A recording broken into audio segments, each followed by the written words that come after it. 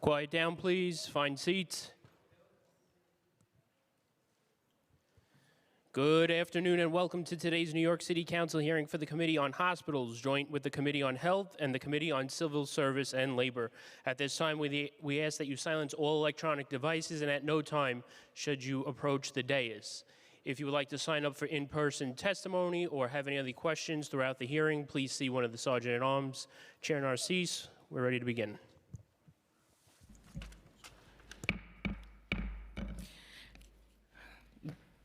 Good afternoon. I am Council Member Mercedes Narcisse, Chair of the Committee on Hospitals. I'm joined by my colleagues, Council Member Lynn Shulman, Chair of the Committee on Health, and Council Member Carmen de la Rosa, Chair of the Committee on Civil Service and Labor. Welcome to today's hearing, where we will be discussing the ongoing challenges faced by the physicians at NYC Health hospitals, including concerns about competitive wages, working conditions, staffing shortages, and their impact on patient care. As a registered nurse with experience working at NYC Health hospitals, I deeply understand the critical importance of having a well-supported healthcare force. I have firsthand the dedication of our patients and healthcare staff, especially during the times of extreme pressure. The challenges we face in our public hospital system are significant, but we can address them if we work together. I want to begin by acknowledging the tremendous work that New York City Health and Hospitals does every day. And to start, I have to say thank you to my friend, Dr. Katz, for making time to testify at this hearing. We appreciate your continued leadership and your commitment to serving our city's patients. Despite the challenges we face, H&H remains a symbol for all New Yorkers, especially our most vulnerable populations.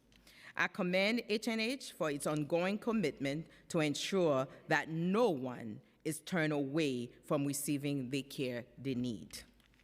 However, we must recognize that there are ongoing challenges, particularly for the physicians who play a vital role in delivering care at H&H. While H&H has made efforts to address staffing and compensation issues, there's still work to be done to ensure that our physicians are adequately supported in their work. Today, we will be discussing some of the ongoing challenges that our frontline physicians are facing, including salaries, working conditions, and staffing shortages in our public hospitals. This issue are amplified by the nationwide physician shortage, with projections showing a shortage of up to 54,000 physicians by 2033. Particularly affecting underserved urban and rural communities. At H&H, these issues are particularly acute. Our physicians are stretched thin, with vacancy in critical departments, which result in longer wait times, delayed care, and lower morale among staff. We know that when doctors are overworked and undervalued, it doesn't just affect them, it ultimately affects patient care. It is clear that addressing these concerns is crucial, not only to retain skilled physicians, but also to ensure that we continue to provide the highest level of care to our patients. After all, this is New York City, the capital of the world. We are here today to have a constructive discussion on how we can further support our physicians through competitive compensation, better working conditions, and more sustainable model for retaining our medical professionals. I look forward to hearing from our witnesses and exploring solutions that will help us continue to improve the health of our healthcare system and support those who are in the front line of patient care. Before I begin, I'd like to thank committee staff, Legislative Counsel, Ria Ogazawa, and policy analyst, Mano Butt, for their hard work, and of course, in preparing for this hearing. I also like to thank my staff, Saya Joseph, Frank Shea, and Stephanie Lynn, for their work as we strive to serve the City Council and our constituents. I would like to recognize that we have been joined by council members Zhuang, Council Member Mamaredo, Council Member Ayola, Council Member Moya on Zoom, Council Member Deneritz, and Caban on Zoom. I now turn over to my colleague, Chair Council Member Lynn Schulman. Thank you, Chair Narcisse, and thank all of you for joining us for today's very important hearing. As many of you know, primary care is the cornerstone of a healthy community. It is the first line of defense against preventable diseases, the key to managing chronic conditions, and the essential element in ensuring that every person has the opportunity to lead a long, healthy life. Yet despite its importance, too many people, especially in underserved areas, continue to face barriers in accessing the care they need. At the same time, our nation is grappling with a significant shortage of primary care physicians. According to recent reports, we face an alarming deficit of tens of thousands of primary care providers nationwide. This shortage is expected to worsen over the next decade, putting even greater strain on our already overburdened healthcare system. The implications of this crisis are far-reaching: longer wait times, increased emergency room visits, and a growing number of individuals without a consistent, trusted healthcare provider. Here in New York City, we are not immune to these challenges. In fact, the need for accessible, high-quality primary care is even more pronounced given our city's diversity, the health disparities that persist across different communities, and the unique challenges presented by our urban environment. That is why the City of New York has launched the Healthy NYC campaign, an initiative that aims to tackle these issues head-on. Healthy NYC is not just about improving healthcare access, it's about creating a sustainable, equitable healthcare system that provides every New Yorker with the care they deserve when they need it and where they need it. Through this campaign, we are focusing on extending life expectancy of all New Yorkers by strengthening our primary care infrastructure, expanding the availability of healthcare professionals, and fostering partnerships that bridge the gap between healthcare providers and underserved communities. We know that quality primary care leads to better health outcomes. It improves early detection, encourages preventive care, and ultimately reduces the need for costly, crisis-driven interventions. But to make this a reality, we must address the underlying issues, chief among them the shortage of primary care physicians within our public hospital systems. As we move forward with the Healthy NYC campaign, we are committed to working collaboratively with healthcare providers, policymakers, and community organizations to create a system that works for everyone.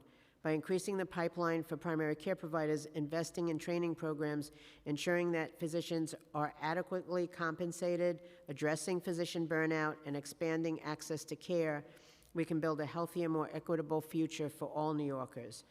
Thank all of you for your continued commitment to the health and well-being of our city and its residents.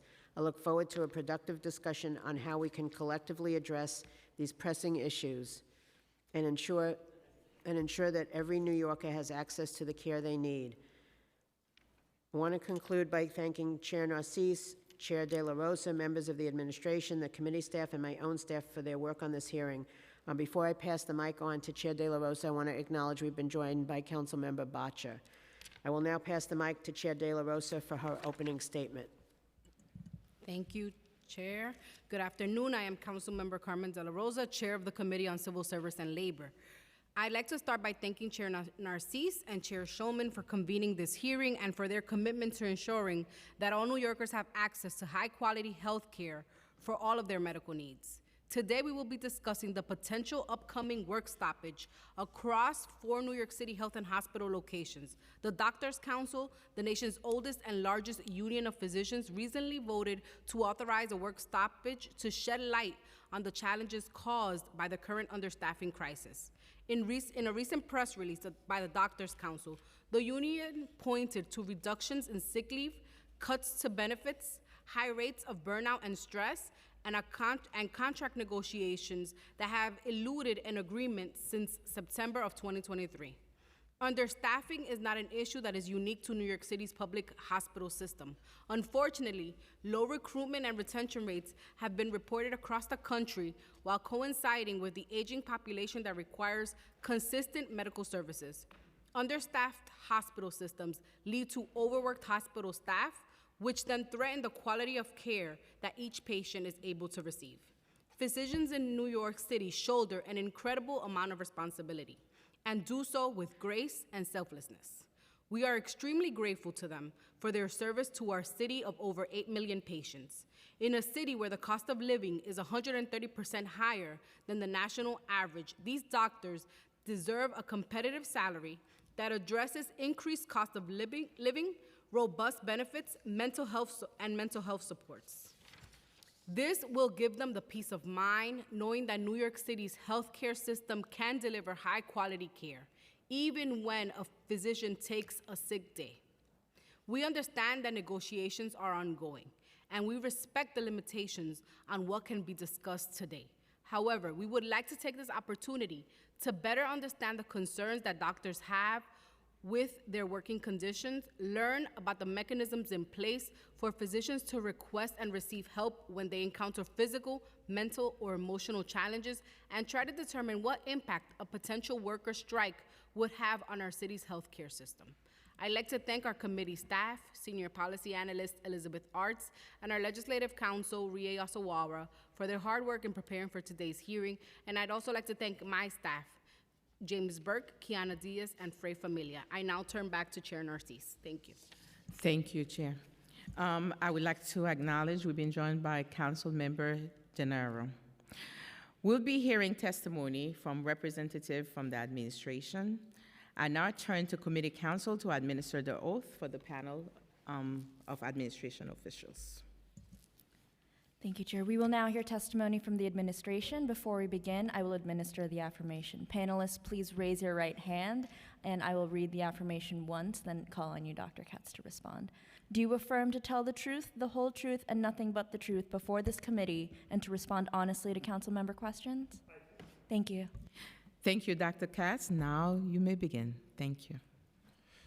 Thank you, Chairwoman Narcisse, Chairwoman Schulman, Chairwoman De La Rosa, and members of the committees on hospitals, health, and civil service and labor.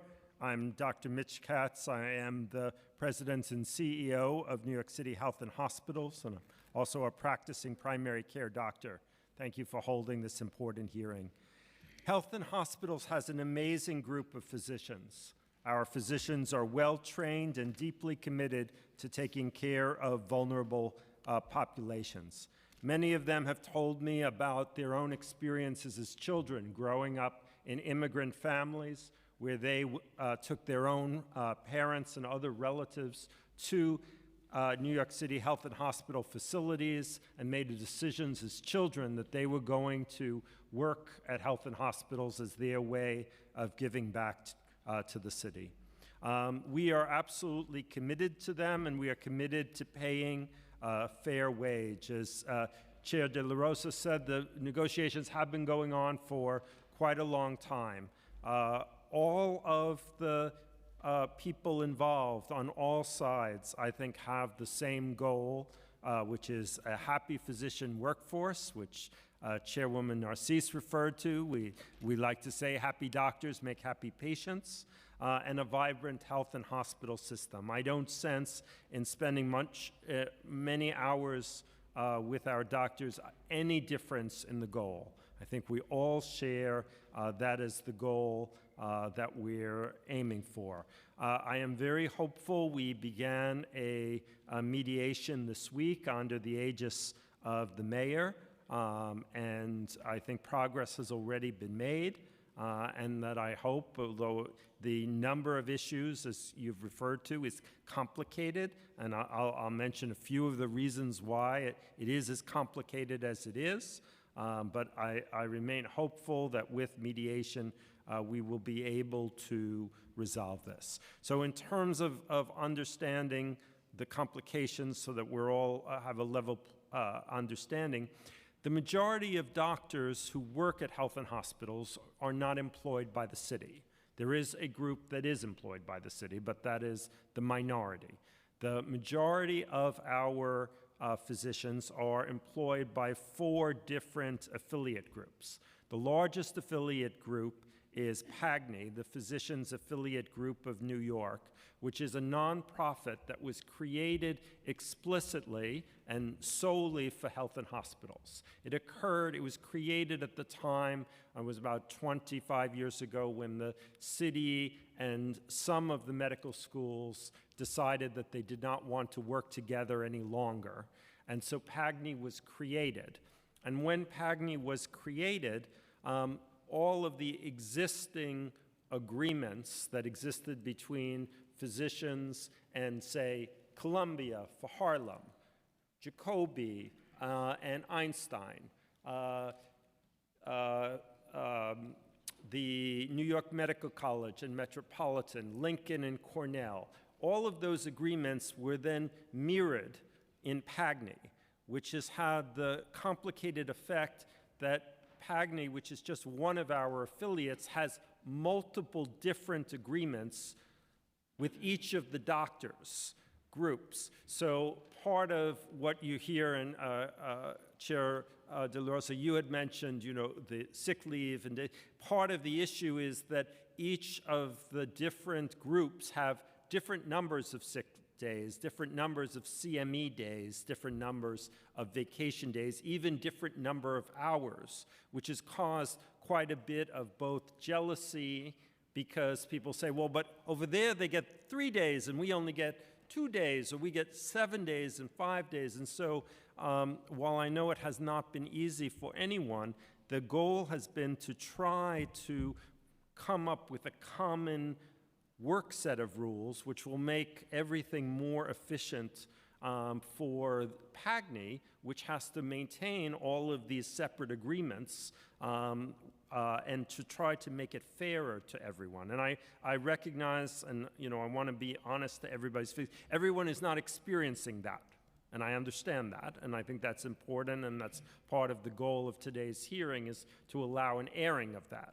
But that's the goal. The goal was to try to have the different hospitals have similar rules so that there was a sense of fairness and that it was easier, frankly, to administer. We also have academic affiliations, NYU, Mount Sinai, and SUNY Downstate. So those are the 4 different affiliations.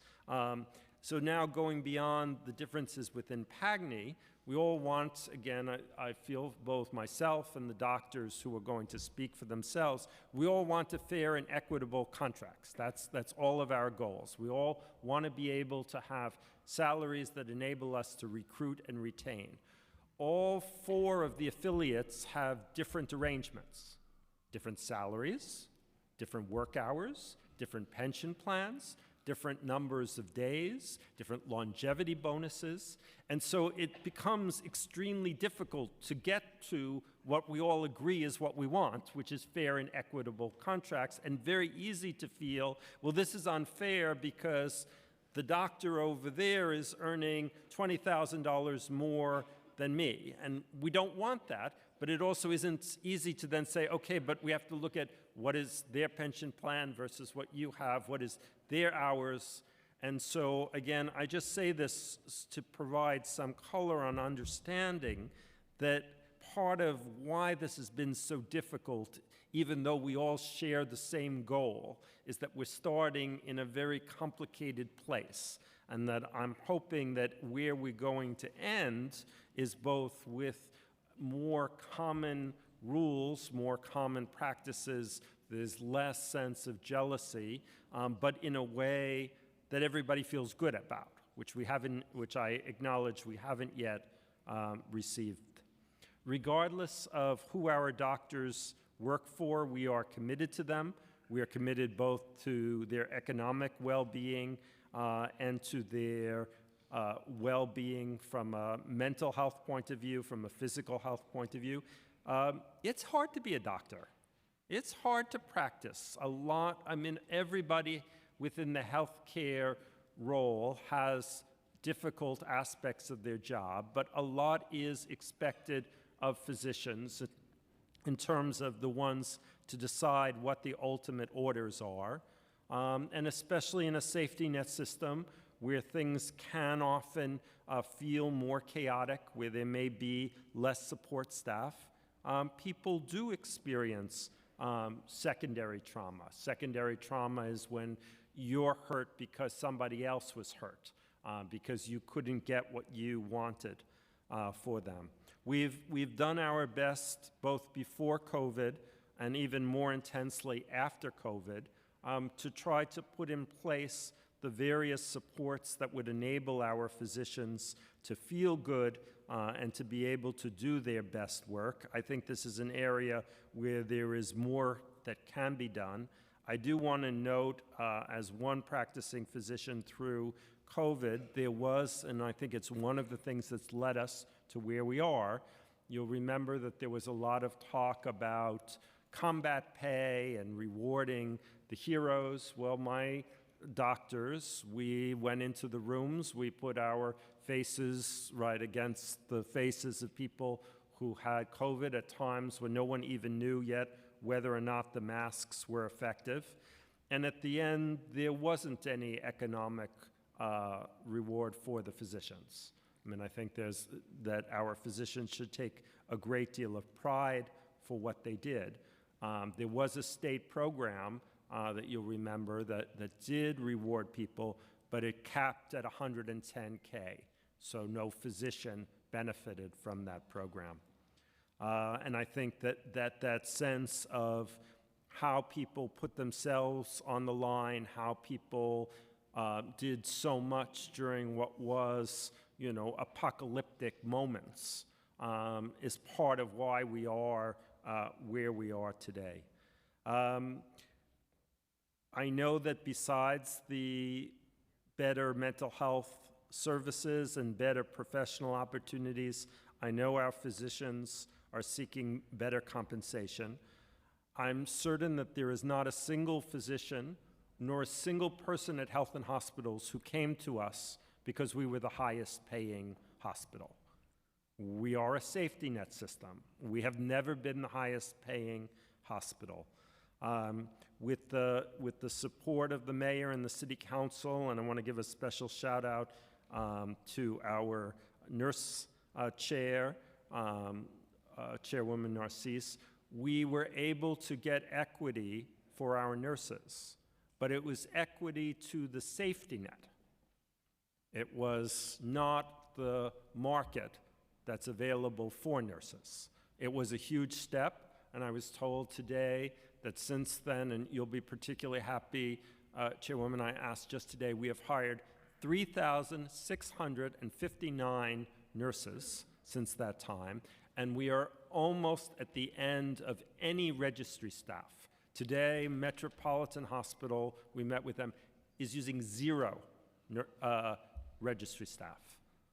But that was to get to safety net, which is where most people within Health and Hospitals, where their benefits are. We have, over the last 5 years, invested through the affiliates in our physician compensation. The current average compensation of a physician at Health and Hospitals is $269,000, recognizing that there's a broad range with, at the top end, very specialized surgeons.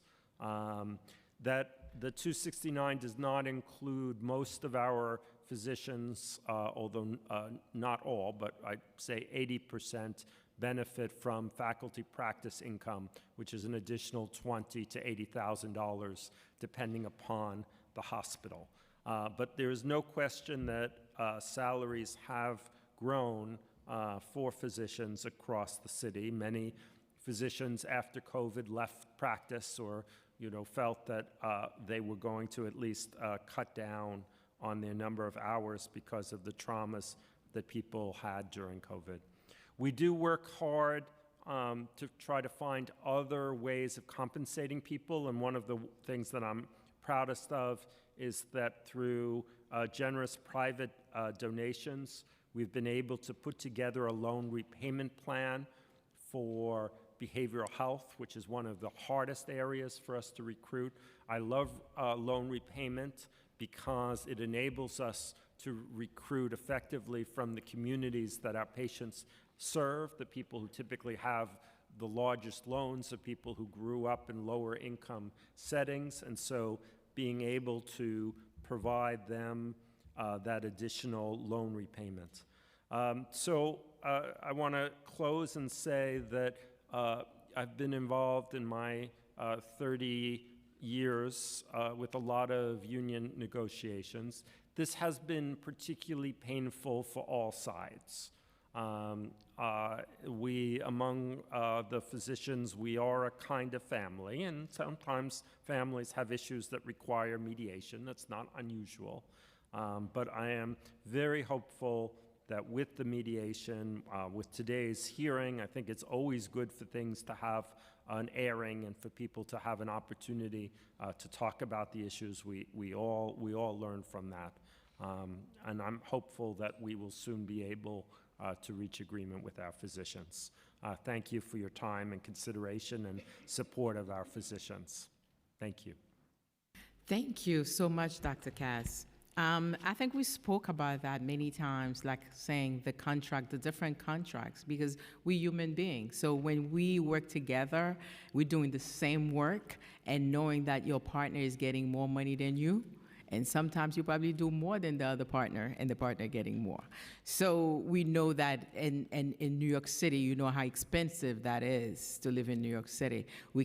I recall vividly, there's a guy that was out there talking, want to be mayor of New York City, and he used to say the rent is too damn high, even it's damn high for them too. So now, since we get to that point, we cannot go backward. We have to reimagine. I understand most of the contract was drawn many years and decades ago, but I think sometimes we come to a point where we have to think and we have to be wiser in making decisions. I'm not saying the other folks, when they started, it was not wise, but we have a chance to make it better. So I hope with that process, I know you're not going to answer a question about contracts where we are, but I'm saying, I'm hoping in the conversation that we've been having that is going to be pushed forward to make sure our doctors get contract that meet in the middle. They cannot be too far. What I'm hearing, the numbers are too far apart, and it's wrong. To get to some of the questions, so we can get to... sorry. How will the reduced appointment times, because we will hear a lot about the time from 20 minutes, 40 minutes to 20 minutes, if I'm correct, right? Impact the quality, how that gonna impact the quality of care, particularly for patients with complex medical needs? Right. Well, thank you. So again, nothing. Sometimes it seems in healthcare nothing is exactly straightforward. So I want to just make sure we're all talking about the same thing. Mm-hmm. A follow-up appointment has always been 20 minutes, and the vast majority of our appointments are follow-up appointments. New patient appointments have typically been 40 minutes. Mm-hmm. The change that we asked was that if people were taking new appointments, and not everybody is taking new appointments because some people have already filled up their panel. But if you have not yet filled up your panel, we have reduced the 40-minute appointments to a 20-minute appointment. But that does not mean, and I saw patients as recently as Wednesday under the same rules as everybody else, that doesn't mean that you have to spend 20 minutes with the new patient, because we're asking people to do 8 visits in a session. A session is 3.5 hours. 20 minutes is 2 hours and 20 minutes.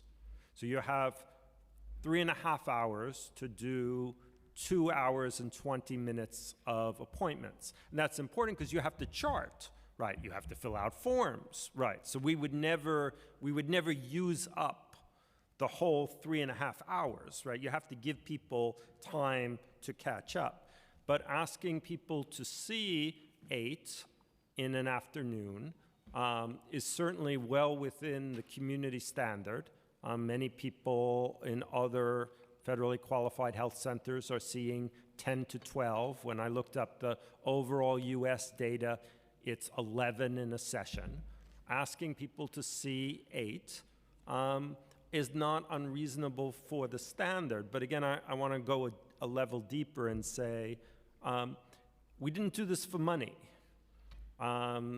We didn't do this to make people's lives harder. We did this because there were 20,000 people waiting for a new primary care appointment because, as Chairwoman Schulman talked about, primary care is probably the most effective and least expensive way to provide health care to people. So we have a long list of people waiting for appointments. And we recognize that people, if you once were going to spend 40 and now people have less time, we realize you're not going to be able to do everything in that visit, and that's okay. We want people to address whatever is most pressing to that person and have that person come back again, and that's certainly what I do if I don't have enough time. I would also tell you, and I think every primary care doctor would agree with this, I don't always know in my session who is going to need more time. In my Wednesday session, it was a follow-up person with a very complicated social situation who needed the 40 minutes, and my new patient was very straightforward. The point is, it's really not, in my view, about a 40-minute or a 20-minute. It's about 8 patients in a session that's 20 minutes, 8 hours, it's 2 hours and 20 minutes. It's a 3.5-hour session. We ask that people do their best, recognizing that nobody can address every issue. This has been studied, that if you total up all the recommendations that we primary care doctors are supposed to do for every patient, we would never sleep, right? Because it's just not possible. So you do those things that are most important to your patient. Final point about this is, and we think this is a good airing and good for people to understand, and I believe support. There are not enough primary care doctors to hire, right? If any of you know primary care doctors, our salaries for primary care doctors are absolutely competitive with the market. We will hire them. There is an absolute shortage in New York City and most of the country of primary care doctors. So the solution has to be to identify things that are currently being done by primary care doctors that could be done as well by somebody else in the team so that the primary care doctor can function. So what we have done, and it's been a little bit uneven because any new thing takes a little bit of time, we have asked for other staff to do prior authorizations for medications, something I know I personally detest doing. I have spent 25 minutes on the phone with an insurance company in order to get them to agree to pay for a medication, and there's nothing in the rules that says it needs to be a doctor. Interestingly, nothing in the rules that says it has to be a nurse. It absolutely can be somebody, so long as the doctor or the nurse has explained what is the medication and what is the indication. The problem is you spend 25 minutes on the phone because, for one thing, they don't answer for the first 15, and then you go through 3 different voicemail systems till you get to the person, and then their question is, what's your name, what's your address, what's your license number, what's the patient's name, what's their insurance number, what's their date of birth, what's the medication, and what's the indication. So our vision is, let's not have our primary care doctors do that. Let's have an administrator or a physician assistant do that. Another example is same with MRIs and CT scans, right? The physician can determine the order. The prior authorizations are about communicating the information. And frankly, the real reason they're created, the prior authorizations, is to discourage doctors from ordering the tests and ordering the medicines. Because generally, we know what indications they'll approve and what indications they won't. If I had a patient who at this moment needed, who I wanted to treat for obesity, I would know that the medicines used for diabetes won't be approved. I won't do the prior authorization. It won't be approved. On the other hand, if the person has diabetes, I know it will be approved. But it's still 25 minutes of my time. So another example that we're working on, and many of you may have had the same experience, in the private world, if you go to a primary care doctor for the first time, you'll be asked to fill out your information, likely online, what medicines you're taking, what your prior diagnoses are, right? That's something that we haven't yet achieved. So we, as primary care doctors, I'm asking you, please tell me what your medicines are, and I'm typing them in as you're talking, right? It would be much easier for us to do a first visit if all of that information was already populated. Ideally, in my view, by the patient. That might mean that we would assign somebody to help someone who is not as high-tech in the waiting room to do it while they're waiting for their appointment. It could also be done by a nurse with the patient. Things like allergies, smoking history, alcohol use. There is a large number of things where we are currently expecting doctors to do it. As long as there are enough doctors, that can be okay. But if there are not enough primary care doctors, rather than leave people on the waiting list, we would like to try to get them in for a visit. Thank you, Dr. Katz. One thing, for the primary doctors, what are you doing in your space where you are right now to help in that process? Because we know there is a shortage. And what are we doing? Are we creating a pipeline to the HNH to make sure that we have in the future more primary doctors? That's one. Yeah. Oh, you can answer that before. We are. It is a national challenge. And again, I think, my heart, I practice primary care. My heart goes out to, the bravest people in my health and hospitals, I believe, are my primary care doctors who are doing 9 sessions a week of it, because we are the ones who are expected to reconcile the medicines that every other doctor prescribes. We are the ones who fill out all of the forms. One person this week brought me an SDI form, an SSI form, and a housing authority form in a 20-minute visit. I know. Because it was a follow-up. Yeah. Right. So, right, I'm going to need to fill that out at a different time than, but only the primary care doctors. We are the ones, we do all the cancer screening, mammography, cervical cancer screening, colon cancer screening, right, liver, that's what so we've created a world where the expectation is that the primary care doctors are doing everything. And that then when you have someone difficult, you send them to a specialist. That's good. But what we haven't done enough of, and this again is a national problem that people write about, is making the job of a primary care doctor more sustainable. Thank you for that. And for the follow-up, I'm still going to hear from the physicians that are going through the process, because for 20 minutes, and if you're working in the Caribbean community, by the time you ask the name, you take back to the Caribbean, to the ocean, to all the things before they come back to tell you the actual thing that you ask. So it can be quite difficult when you're doing an assessment. We all know that because I have to do it myself. And even in a home care, I can tell you, was very difficult for me sometimes because I know the names of the cats and the whole family and the whole things before I can get to actual question. So that can be quite difficult. Depends who's doctors and what's the setting.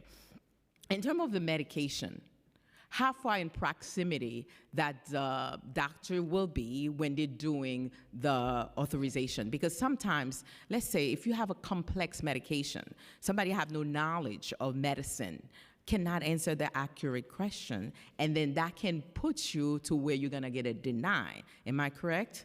Well, if the doctor, again, you have to remember that the major reason the insurance companies create prior authorization is to create an obstacle. Because they know that most doctors won't want to spend 20 minutes.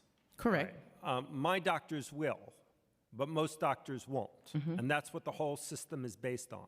So we wouldn't be asking someone else to decide what the indication is. No, what I'm saying. Would say, what I do, so here's how it works a little differently. Where I'm working right now, it's a physician assistant. and I say to him, I send a text, and I say, can you do the prior authorization for this medicine? The indication is X. And one of the reasons that this works well is that he batches them. Because you will spend 15 minutes on the telephone till you get to the You person. might as well. So he holds them till the end of the day, and then he does them all together. If I do mine, I'm going to have to deal with that 15 or 20-minute thing. As long as I'm clear to him what the indication is. And again, if you just remember, it's mostly about creating an obstacle.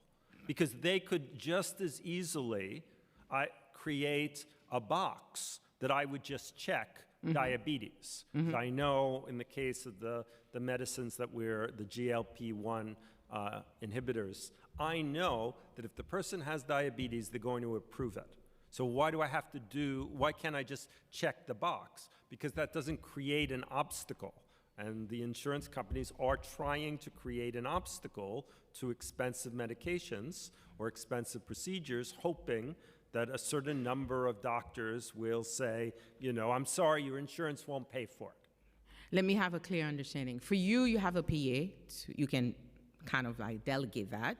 But in the setting of the hospital where the doctor's working, do they have a PA or nurse practitioner or nurse helping them out to get those prior authorizations? Yes, we've allocated money and we've hired. What you'll hear, and again, in a system of our size, which you know well, we have 34,000 employees, 10 hospitals, 5 skilled nursing facilities, 35 outpatients. Everything doesn't roll out smoothly. So you could have, for example, have a case where we allocated money for a physician assistant to be hired, but just as we were hiring that physician assistant, a different physician assistant left. And so the new one we hired went to do that one, and so right now, no. But in general, yes, and we are committed, and again, I think this has to be the right direction, because otherwise we're going to have a longer and longer list of people waiting for primary care if we can't take things off the doctor's side. the table. There are the things that physicians, PAs, nurse practitioners who do primary care are great at is listening, examining, diagnosing, counseling. We don't have to do all the forms. We could create other ways of dealing with the forms. Another example that we're looking at is there is something called ambient charting. Ambient charting means that the computer application listens to the visit with the permission of the patient and the doctor, and essentially writes the notes based on the conversation. So it can hear, it's like a transcript, like the transcripts that the city council has, so that you can actually have, and you can say, and I would like to order hydrochlorothiazide for my patient in a diagnosis in a quantity of 25 milligrams, send to the pharmacy, CVS, send 90 pills with 3 refills, and it will put it into the chart. The doctor will still have to read it all, right? Because we know that AI is not a perfect thing, but neither are humans, right? So you get AI to write the notes, write the orders, then the doctor will read it. If the doctor finds it correct, the doctor sends it. If the doctor finds an error, doctor fixes the error. We have to go through a lot of questions, but I can ask you many questions because I have been in the setting. But one of the things that I'm trying to get clarification on is just who's assisting the doctor. Because sometimes a person that assisting the doctor can cause more problem for the doctor if they don't have the full understanding. That's what I'm trying to get to that point. Because if you get someone that have no knowledge coming to help the doctor, they can get a form, but actually certain question they ask, they will not be able to answer unless they are in close proximity with the doctor to do the process. But I'm gonna get to the next. I know it's a lot. Sure. They're always in proximity, but you are wise. You understand that people's talents vary, right? In the 7 years that I have been at Gouverneur, I've had, I'd say, 5 permanent PCAs and patient care assistants, and I've probably, had floated another 5. They varied. Some could do everything. We know. Some had challenges. Most of us are average, right? That's how average goes.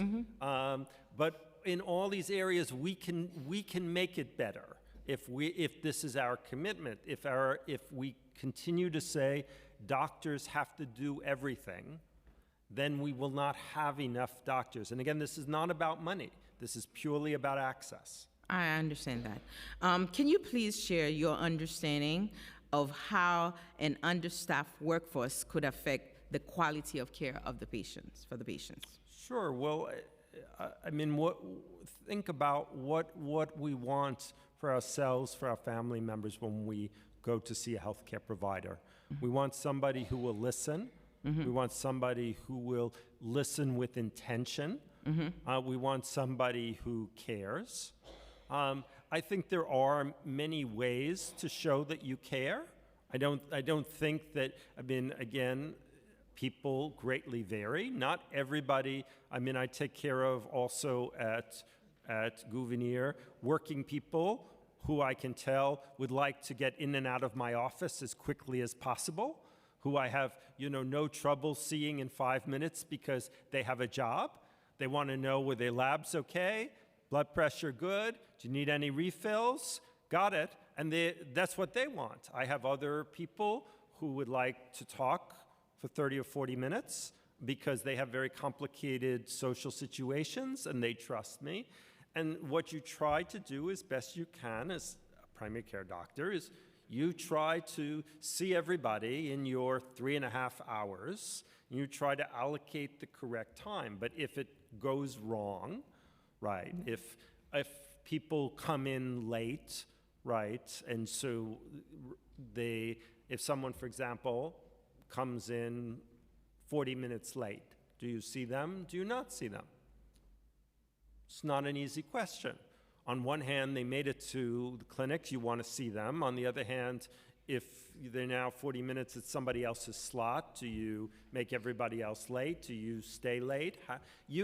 Good primary care doctors do this. A typical thing I'll do is to say, yes, I'll see them, but tell them they're going to have to be seen last. And when I see them, I might say, we don't have a full appointment. Tell me the most important thing today, and then come back and see me. Right, that we have an incredibly, and you'll hear from them, loving, committed group of people who recognize the challenges of our patients. And it is natural to want to do everything for your patient. That's actually even a good thing. But as a system person, my job is to try to deal with the 20,000 people on the waiting list. And that means talking to my doctors and others about, okay, well, maybe we can't today deal with everything that's important to the person. Can we deal with the things that are most important? I ask my patients, what's most important to you to deal with today? I think that may not be everything. I know you're a good doctor, I can tell. We've been joined by Councilmember Brewer and Councilmember Menon. It is our understanding that the Doctors' Council announced that their work stoppage will take effect on January 21st if an agreement is not reached. How will H&H ensure uninterrupted patient care in the event of a strike, particularly in emergency department and critical care units? Right. So I think at the moment there's no strike notice because of the arbitration. But the Doctors' Council and our doctors do, and we respect their right to strike, have the right to strike with a 10-day notice. So we recognize that. It gets missed. The strongest reason, in my view, for there not to be a strike is that at the end of the strike, whether the strike is an hour, a day, a week, you still have to have all the same issues. Still have to resolve all the same issues. All the issues that are before us have to get resolved. I don't see how a strike will change any of the issues. So that's why I'm hoping that through this arbitration we are able to reach agreement and get everybody to see that, yes, this is hard work, reaching an agreement, but that at the end of the day, if you think a strike is going to, again, I respect the right to do it, I just don't see how it will change anything. We'll have a strike, okay, we'll have a strike. A day, a week, a month, then what happens? We still have the same hard work that we had before the strike. In terms of how we would plan, when Woodhall had a water main leak, and we had to remove all of the patients, 223 patients in one day, we did that. You did. We are triage people. If there was going to be a strike, we would obviously cancel elective surgeries. We would cancel outpatient visits. We would still, city workers cannot strike, as you know. So our nurses, our nurse practitioners, our physician assistants, all of our residents, and I'd say about, I will say about 25% of our doctors who are, in supervisory roles are not unionized. So that would be your workforce. It is not known by anyone on either side of this how many doctors would still choose to come to work. As best as we understand it, there is not a strike fund. So a doctor who didn't work would not get paid on that day. There is nothing wrong with a doctor authorizing their union to strike and themselves decide that they're going to work. How that would numerically work out, I don't know. I don't know whether that would mean that 5% of doctors would come to work if there were a strike, or 80% of doctors. I don't know that anybody knows. It would probably depend on how everybody was feeling at that moment in time. We would obviously transfer sick patients in the ICU to other facilities. But again, if we're not doing outpatient practice and we're not doing elective surgeries, you then have a group of senior physicians who are the supervisors, the residents, the PAs, the NPs, to serve as an additional workforce in the ED. So, I'm hoping not to do that. But we will certainly make sure that everybody is safe. If we can't run safely, then we will transfer out. New York City is a place that is full of great hospitals and great hospital systems. We are not anticipating that there would be a strike notice at all of our facilities. Some of them, have not been, involved. As we said, as you know, we should mention, right, the city did reach agreement with Doctors' Council for city-employed doctors. So all the city-employed doctors that are primarily at Kings County, where you worked, right, they will all be at work and able to accept patients. So we would get through it. I think the biggest hard part would be the emotional part, frankly. On the record, I work for Elmhurst. Yes. I did, kind of internship in Kings County. We're a family, and my doctors care deeply about our patients. Yeah. And a strike will be I very know. painful to everybody. It's a calling. That's what I said, being a doctor or nurse. So, Absolutely. so I thank you. So you have a plan in motion if that happened. Yes. Okay, I pray and I hope that does not happen because we don't need that. So we're gonna make sure the doctors are happy. How will H&H maintain care quality and safety for patients, especially those underserved communities during a potential work stoppage? I think you kind of geared to it. So, so you're gonna do your best. You're gonna make the plan in motion. So now, in regards to the physician who would participate in the work stoppage, what are the titles of the medical staff who assist? You said PAs, nurse practitioner, I think you said. And what credential they have. For instance, are they registered nurses, physician assistant? I asked because I know that it's a different level. I think you can pretty much answer those. At this time, are you able to tell us which units at specific hospital or Gotham Health Centers will be most heavily affected by the work stoppage? Well, at the moment, there's no strike notice. When the strike notice that we appreciate Doctors' Council withdrew included Jacobi, NCB, Queens Hospital as the facilities, and South Brooklyn Health.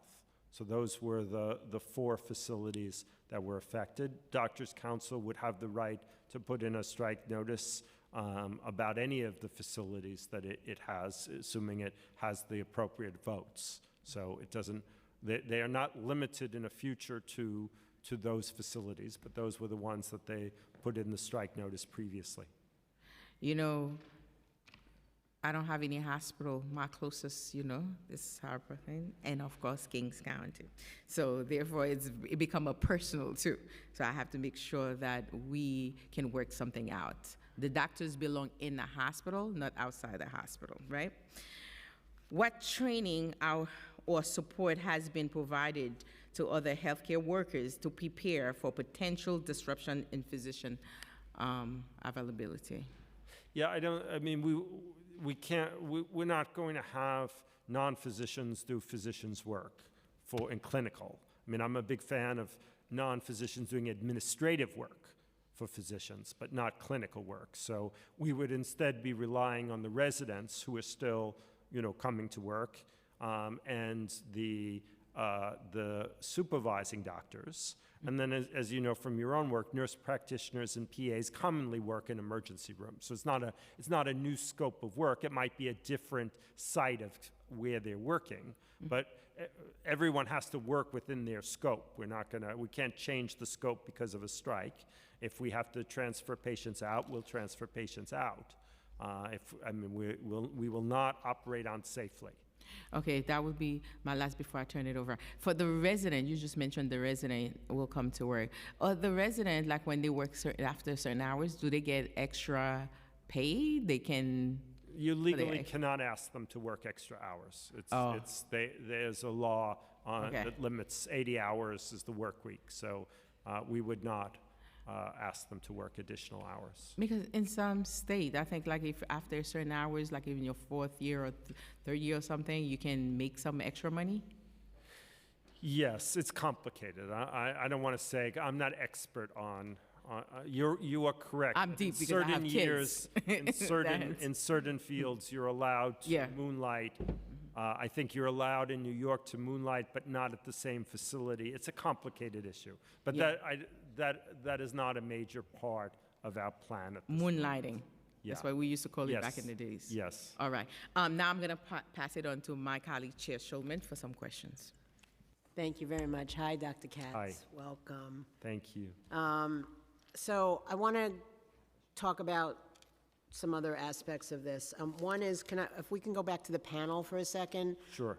Who sets the time frame for that panel? Is it H&H or is it OMB? H&H. Does OMB have any say? We haven't asked them. Okay.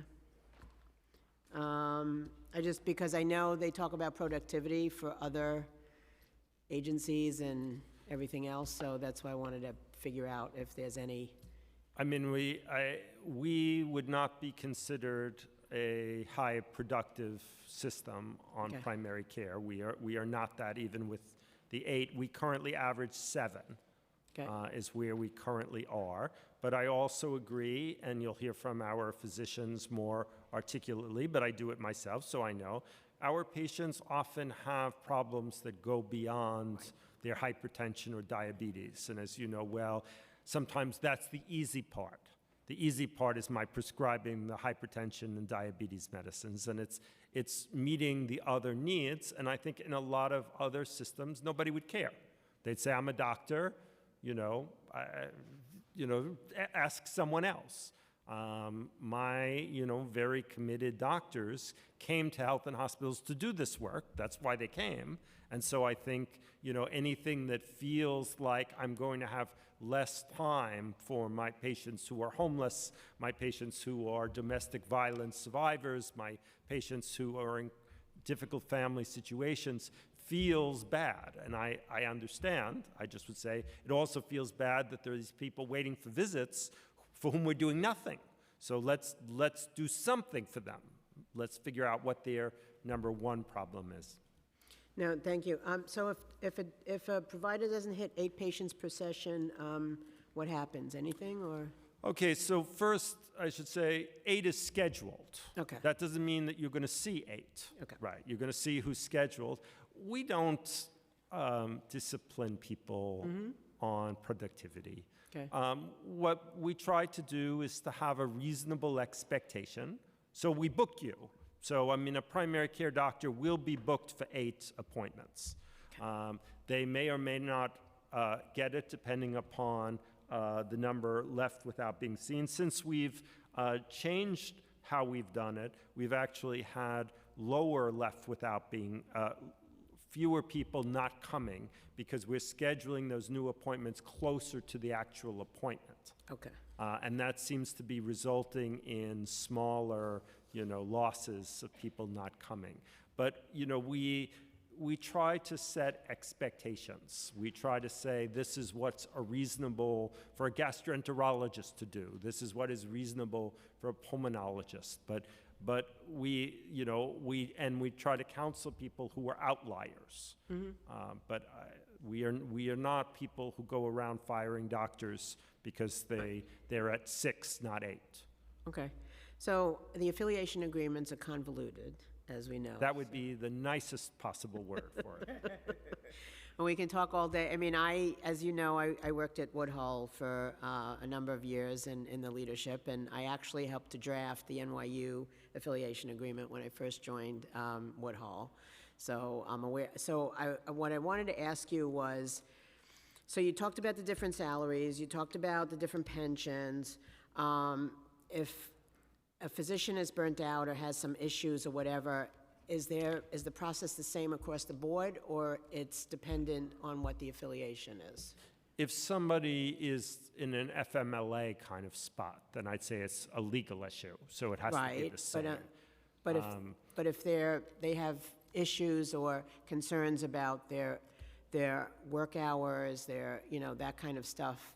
I'd say it's more more individual than even the hospital. Okay. Right. I think some people have better bosses who understand that all of us have good and bad days, and some people have more rigid bosses who say, "Well, I did it, so you need to do it too." We're trying to work against that old, medical, I worked 110 hours, so why are you grumbling about 45? That's unhelpful to everybody. So how do you hold the bosses accountable, since you brought that up? Because you and I have had separate conversations about that, and you've been very good about trying to change the system in that way. So I'm just curious, do you go to the different, you or other leadership staff go to the different facilities, see what's going on? Do you hold focus groups with some of the docs? I mean, I'm just curious. All of the above. I mean, you may know from the years, in one of the famous times, someone actually got fired during a board quality improvement meeting, which is like totally wrong, right? The whole point is to not be punitive, right? To help figure out, because we all make errors, none of us are robots, right? I mean, I think that we have gotten to a, less, rigid, more, thoughtful. Are we perfect? No. Right. But there's a process where people can go through to get to folks. Correct, including anonymously. Okay. Which is one of the things we added because people worried about retribution. So now somebody can call a hotline and say, this is how I'm being treated, I'm being yelled at, I'm being belittled, and they don't have to reveal who they are. So my understanding is that if places that have a faculty practice or practice that is better for the physician, how many of the facilities have faculty practices? So now, with King's coming on, it will be all. Okay. But Woodhull was late. That was the next to the last, and King's is the last where we're setting it up. And yes, I mean, the range, as I told you right now, it's between 20K and 80K.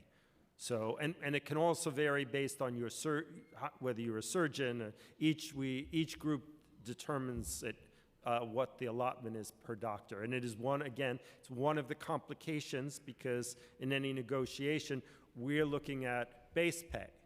But then we also know people are getting the faculty practice dollars, which are real dollars, but people are getting different amounts of dollars. So then how do you set, what is a fair base pay if people are getting anywhere between $20,000 and $80,000 in a faculty practice, depending upon where they're seeing their patients? It's very complicated.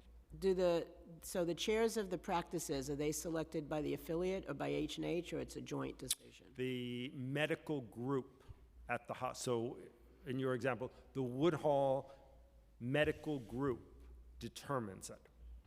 Okay. So, and what about the other facilities? At every facility, every it's the facility. medical group within, it's not PAGNY, Right, it's not NYU. okay. It's the medical group within the hospital that determines it. Do you put an emphasis, I know, having worked with a number of chairs, some of them have hands-on, I know you're a hands-on physician. Do you try to push that? do. And encourage it? We do. But then sometimes they have the same issues of, mental stress, feeling Understood. overwhelmed as everybody else has. But yes, we encourage, I did a big push when I came that I wanted all administrators to see patients because I believe in it. I think that's what we are. And I don't accept the idea that anyone is too busy to see patients. If you're a doctor, right, that's what you trained for, you should see patients. So we ask all of the administrative doctors to see patients. Because it helps them to see through the eyes of the actual line physicians what's going on in a particular area. So that's important, because if you don't do it at all and you don't Correct. sit with them, I mean, you don't really know hands-on what's going on with them. So I want to ask you just a few questions about the 20-minute rule. What metrics are being used to assess the success of the 20-minute appointment policy? So we've been doing ability to see new patients, the continuity with existing patients, which is higher now, because it's helped us, because what used to take 2 slots, by putting it 1 slot now, gives us another slot for follow-up patients, and we have lower no-show rates. So, that's what we're doing. I think another metric that we're not yet up to is being able to say, and it has to do with the question that Chair Narcisse asked, being able to say in every single facility who is doing some of the admin work and what are they doing, and quantitating that so that people can feel like, yes, you're right, by doing X number of things, you've made my life easier, and that makes it more possible for me to see the additional person. Has the 20-minute appointment policy affected physician morale within H&H? Well, I think from the doctors you will hear yes. Okay. I mean, and again, I have some insight. It can be overwhelming to be a primary care doctor. You feel like you're responsible for all the aspects of this person's care, and they're coming to you with all of these issues, and it can feel overwhelming. And when you say, and now I want you to do one more thing, or now I want you to see someone you've never seen before, and I want you just to deal with just their, most important issue, it feels wrong to people. And I understand, but I still think that the answer can't be 20,000 people on the waiting list. The answer has to be that we have to learn to practice differently by focusing on the thing that people need the most that day, recognizing that even if you haven't done everything, if we didn't do this, you wouldn't have done anything. Right. They would have just been on the list. So yes, you didn't do everything, but you did something, and you did the thing they cared most about. See them back, and by the way, we're going to help you with these other tasks. But I understand, I feel it. What kind of, so the docs, what, do they have a ton of paperwork to do? Is there ways to alleviate that? Or, I know, I was there a while back, but in terms of AI, in terms of digital, in terms of anything that could be helpful to their experience? Well, I think there's a lot that we can do. 30 years ago as a primary care doctor, a common note on a follow-up patient would be no triangle, sign my name, and the triangle being no change. Right, that's not an acceptable model anymore. And now I open a record and I have, like everyone who's seen the person in the last 3 months, I have to reconcile their medicines, I have to reconcile their diagnoses. I mean, it's a completely, and it's on me. The specialists feel, well, I saw them for their heart, I wrote a nice heart note, right? Whether that heart note then conflicts with everybody else's note, that's my job to fix. Or the patients, who I see on, they come to me for their 3-month follow-up and they're on multiple non-steroidal anti-inflammatories because people keep adding them and no one tells them it's all the same. So all you're doing is poisoning your kidney if you're taking ibuprofen and you're taking naproxen and you're taking, a third one. But how's the patient supposed to know? They're different medicines. That falls to us. So, I think you're on the right track, or at least this is how I feel. The answer can't be primary care doctors seeing fewer people. The answer has to be making it easier for primary care people to see patients without burning out. And I think it's changing expectations. I think it's AI. I think it's making it more a team sport. It's making the patient, we've had some, we use MyChart, and the happiest moment, and this often happens, I'm reconciling my medicines, and I see the patient, him or herself, has put in not taking. I love that. Right. That's the person who should be putting in not taking it. Right. Because we want to reach a point where patients look at their own records, and object. I love it also when patients object to their diagnoses. And as soon as they object, I take it off, right? Oh yes, people will object to their diagnoses. And on MyChart, you can write, no, I don't think I have this. You can write, I'm not on this medicine. But that's where this needs to evolve.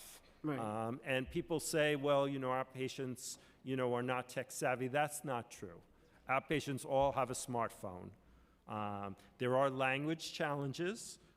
Epic has not been as great as I would like them to be about other languages. Like we have full translation on the computer version of Epic. So everything in Spanish on the computer version, not on the phone version yet. So, there's work to do. It's not Epic has to do that. It's not us, right? But again, 30 years ago, there would have been no computer. 10 years ago, nothing would have been in Spanish. Right. Right. The world is moving, but these are the directions. We have to make it possible for people to meet the moment. No, absolutely. And I want to thank you for making sure that you can get the insurance companies to approve the medications, because I happen to have a physician that really pushed way beyond what he needed to. And it worked, didn't it? Yes, it did. Yes. See, that's what I mean. It's mostly an obstacle. It's assuming that you won't be able to find a physician who's willing to do that, even though it's the right thing. Because, of course, there's no reimbursement for that. Your doctor did that because your doctor, he or she, is a good doctor, not because they got paid for that. And in fact, moment. I went somewhere and the doctor didn't follow up with the insurance company. I went to another physician who did, and I got the medication. Yes. So, The insurance companies also blame the doctors.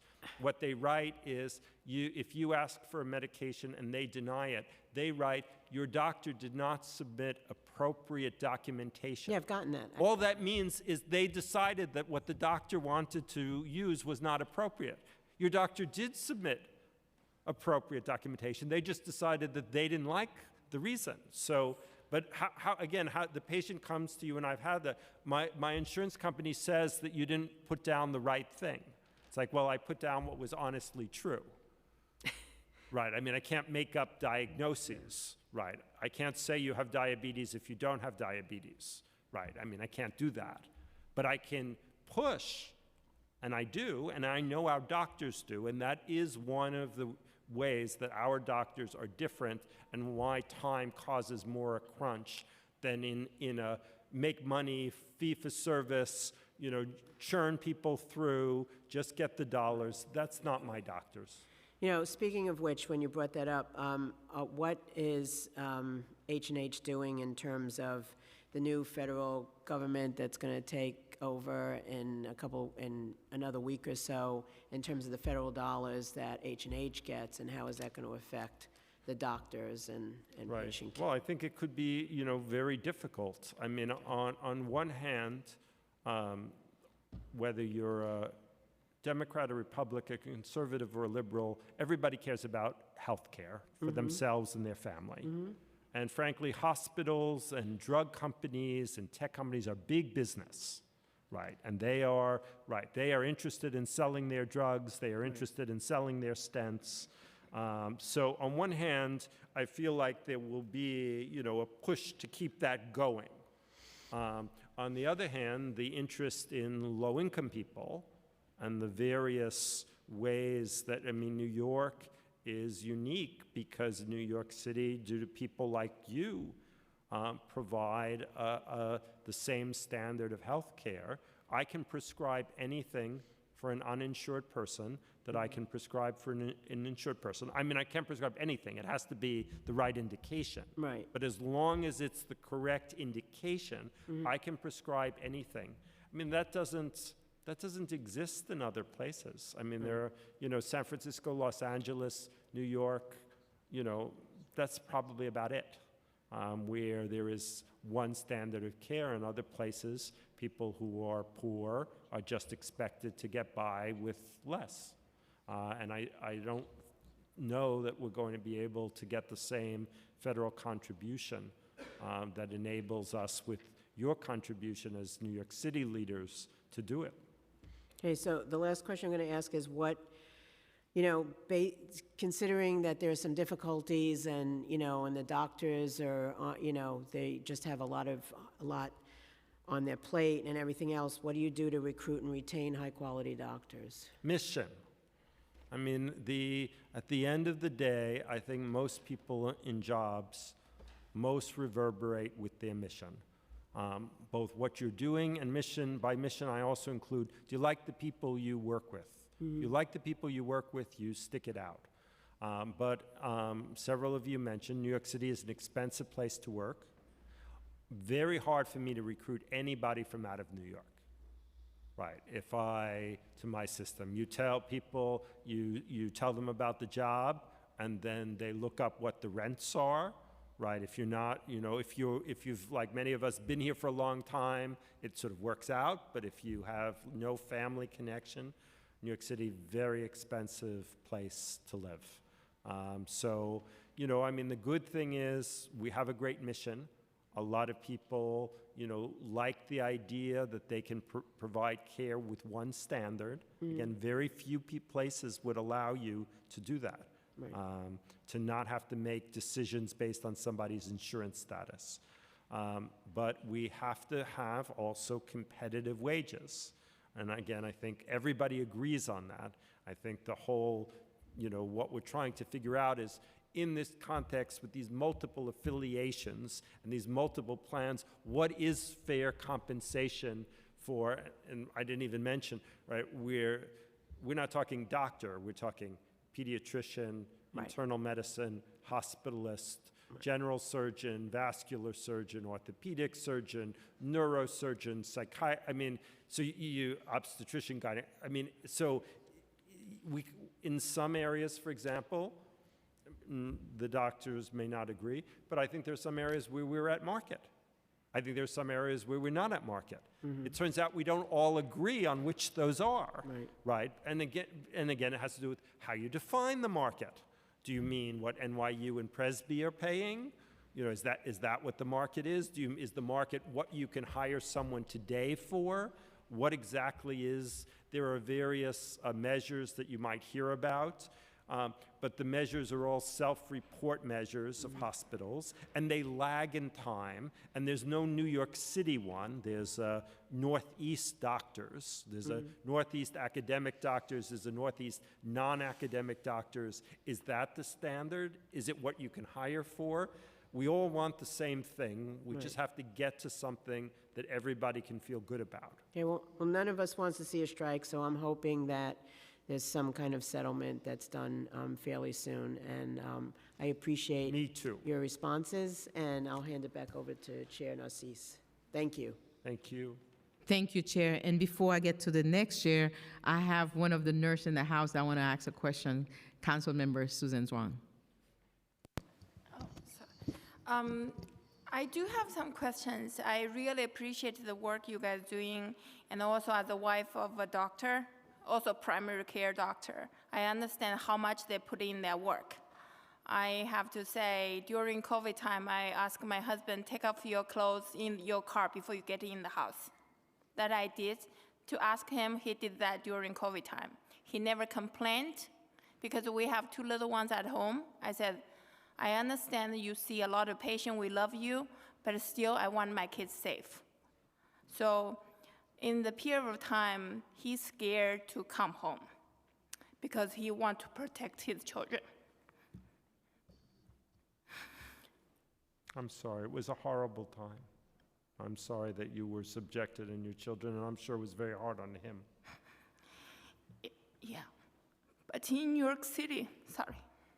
That's okay. Many of us shed a lot of tears over those days. They were horrible days.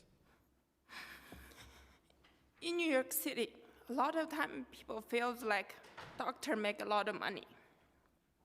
I can tell you from my personal experience, we even cannot pay for buying house in our neighborhood.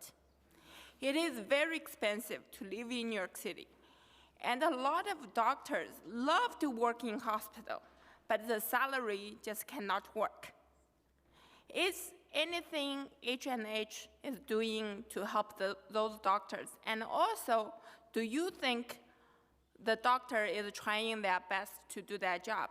Then why 40 minutes should be changed to 20 minutes? Right. Well, just on the last, I mean, we changed it because we had all these patients waiting. And we felt that isn't it better to do what you can do in 20 minutes than to leave people on a waiting list where we're doing nothing for them. So we recognize that if people have to see more patients, they won't be able to do all the things. Your husband won't be able to do all of the things if he sees more patients. On the other hand, is it possible that we can both help physicians like your husband with their admin work, and is it helpful to focus on what does that new patient most need? Because otherwise, if we say, well, but in 20 minutes we can't do anything, then they're just on a waiting list. So they're getting 0. Maybe they'll come in and they'll say, the thing I most need is, and you'll address that, and then have them come back when you next have a follow-up. It's imperfect. I can't, but there is a world where people are seeing 10 and 12, and we're not asking that. We're asking for 8. Could it be 6, and then we could spend more time? Yes.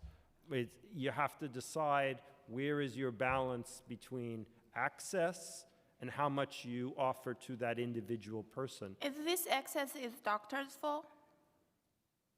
I'm sorry, say it again? Is this the limit, because we don't have enough access to the doctors, is this doctor's fault? Who is responsible for that? Is that the doctor? I would say that there's a national shortage of primary care doctors. Then we need to fix the shortage part, not push the doctor doing more. Is that correct? I think that's fair. I don't have an immediate answer to how to do that. I mean, it's not a New York City specific problem, although what you refer to, the cost of living here, and I'm sure many of my doctors will talk about that, is absolutely part of the issue, is that it's very expensive to live in New York City and raise your children. It makes it very challenging, I agree. And is that the doctor in New York City is underpaid? I understand. Compared to other states. Well, it's certainly underpaid in the sense that it's so much more expensive to live here. Absolutely. Right. I mean, people could obviously, in a different place, afford a different life. New York City is a hard place for anybody to own a house. What's the average salary for a hospitalist, primary care hospitalist in New York City? In New York City, It's in the somewhere between 225 and 250. It's compared to other states, it's much lower or much less? Much higher or much less? I think the major thing is that New York City doctor salaries are similar to everywhere else, but the cost of living here is outrageously higher. And so the salary seems okay until you have to pay your rent. So,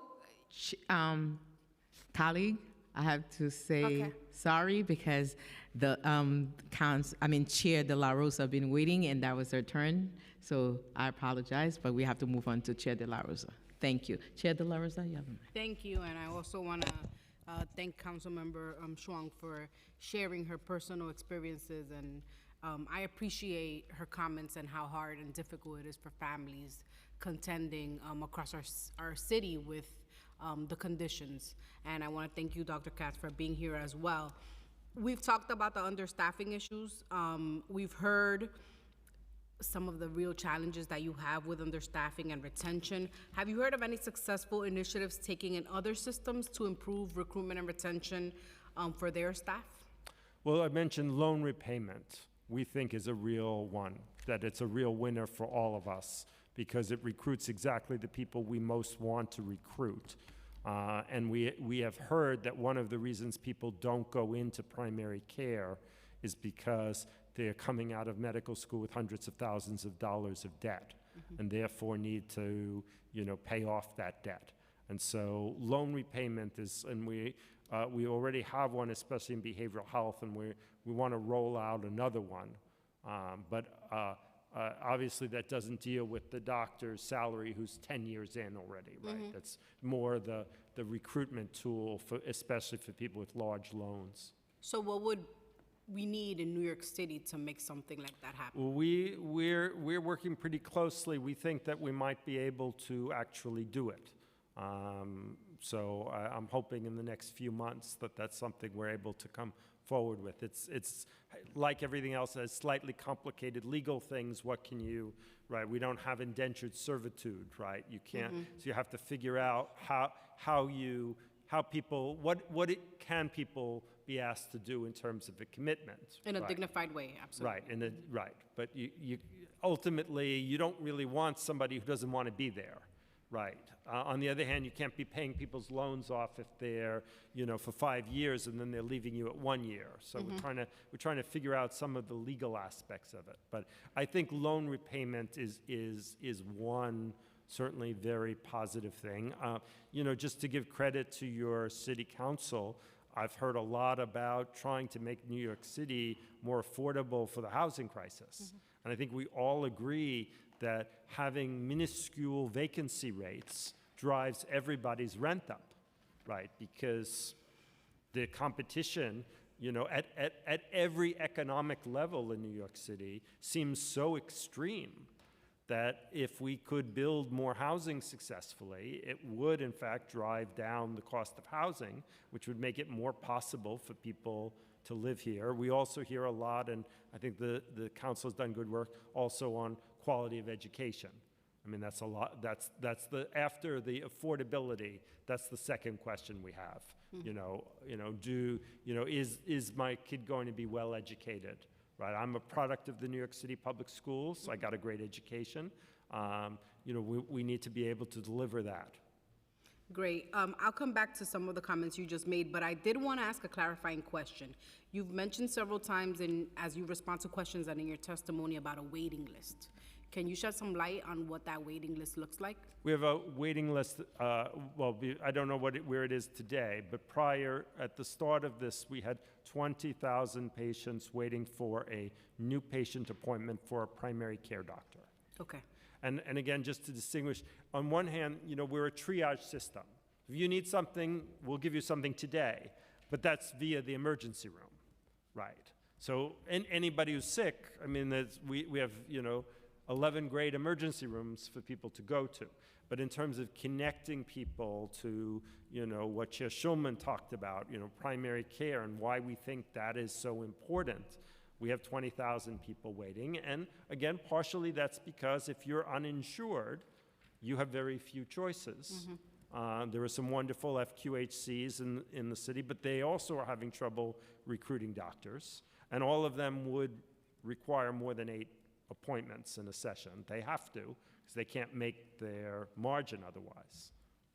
Okay, I wanted to go back to the comments around housing and other, cost of living and other challenges that you have.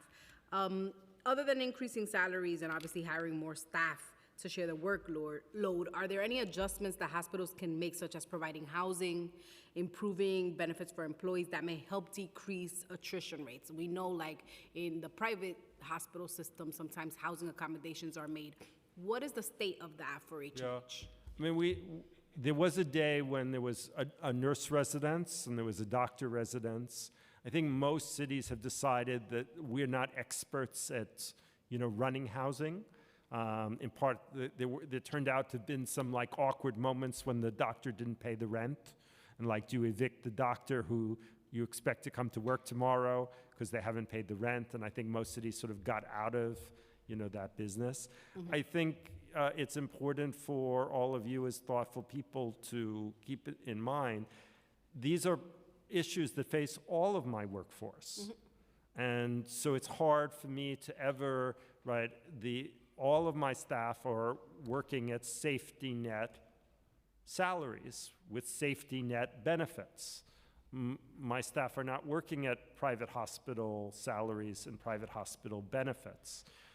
Whether we have reached a point where the answer is that only if we are paying the same salaries to doctors as the private hospitals are paying, how that impacts how we view nurses, other staff, it's a complicated question. Mm-hmm. I mean, in general, what I would say about health and hospitals is that we all agree collectively to work at safety net wages and safety net benefits.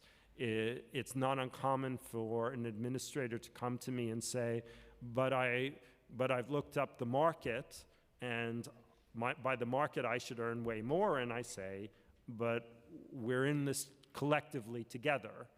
We're all on safety net wages, different levels depending on, but that's how it is. And I think, maybe this discussion, prompts a broader questioning about whether health and hospitals should remain on a safety net wages across the board. It's challenging for me to figure out what equity means in this setting, right? Is equity equaling what private hospitals are paying doctors? Is equity paying doctors and nurses different wages but similar kinds of, safety net type? These are very complicated questions. Mm-hmm. I appreciate that answer. What positions have been experiencing the most attrition? The most attrition. Our biggest holes, I'm going to start with that, have been very specialty oriented, especially surgical specialties, in part because it's not unusual in New York. A urologist might earn between $1 million and $3 million in the private sector. And so figuring out, how, what makes sense, in a safety net type of system can be very challenging. Things like urogynecology, so these are the ones that I just know we have trouble hiring. They're relatively small. We're having a lot of trouble right now with OBGYN because modern graduates of residencies are choosing to do specialty fellowships. The desire to do what we would call floor OB, being on the floor, regular OB. It's such a high risk, enterprise. We find more and more of our own residents want to go into reproductive endocrinology, other specialized fields, and good for them, but hard for us. Same with psychiatry. The ability for people to do meaningful work on Zoom, doing therapy for people. And it's good therapy. I have nothing, people benefit from it. Mm-hmm. But then very hard to get people to want to work on a hospital ward with potentially violent people. So psychiatry has been a huge issue. We've talked a lot about primary care. The way I view primary care is so many of us, and I think you'll hear from them, love the relationships that we develop with our patients, and it keeps us where we are. You know, an anesthesiologist can jump around for the highest salary, right? Because they do a case, you're done with the case. They're never going to see you again, right? You're done. For those of us, whether you're a primary pediatrician or you're primary internist, you hate leaving because you're leaving your patients. But you know, I don't think therefore they should get paid less just because they have less sway in the market.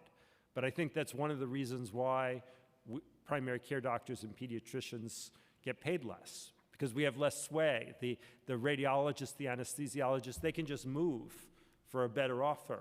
We hate to move because then we have to leave our patients. Yeah. Can you share any data, or does H&H collect the data in some way on how many hours of overtime were logged in total by physicians or registered nurses in the last few years, 2024, 2023, 2022?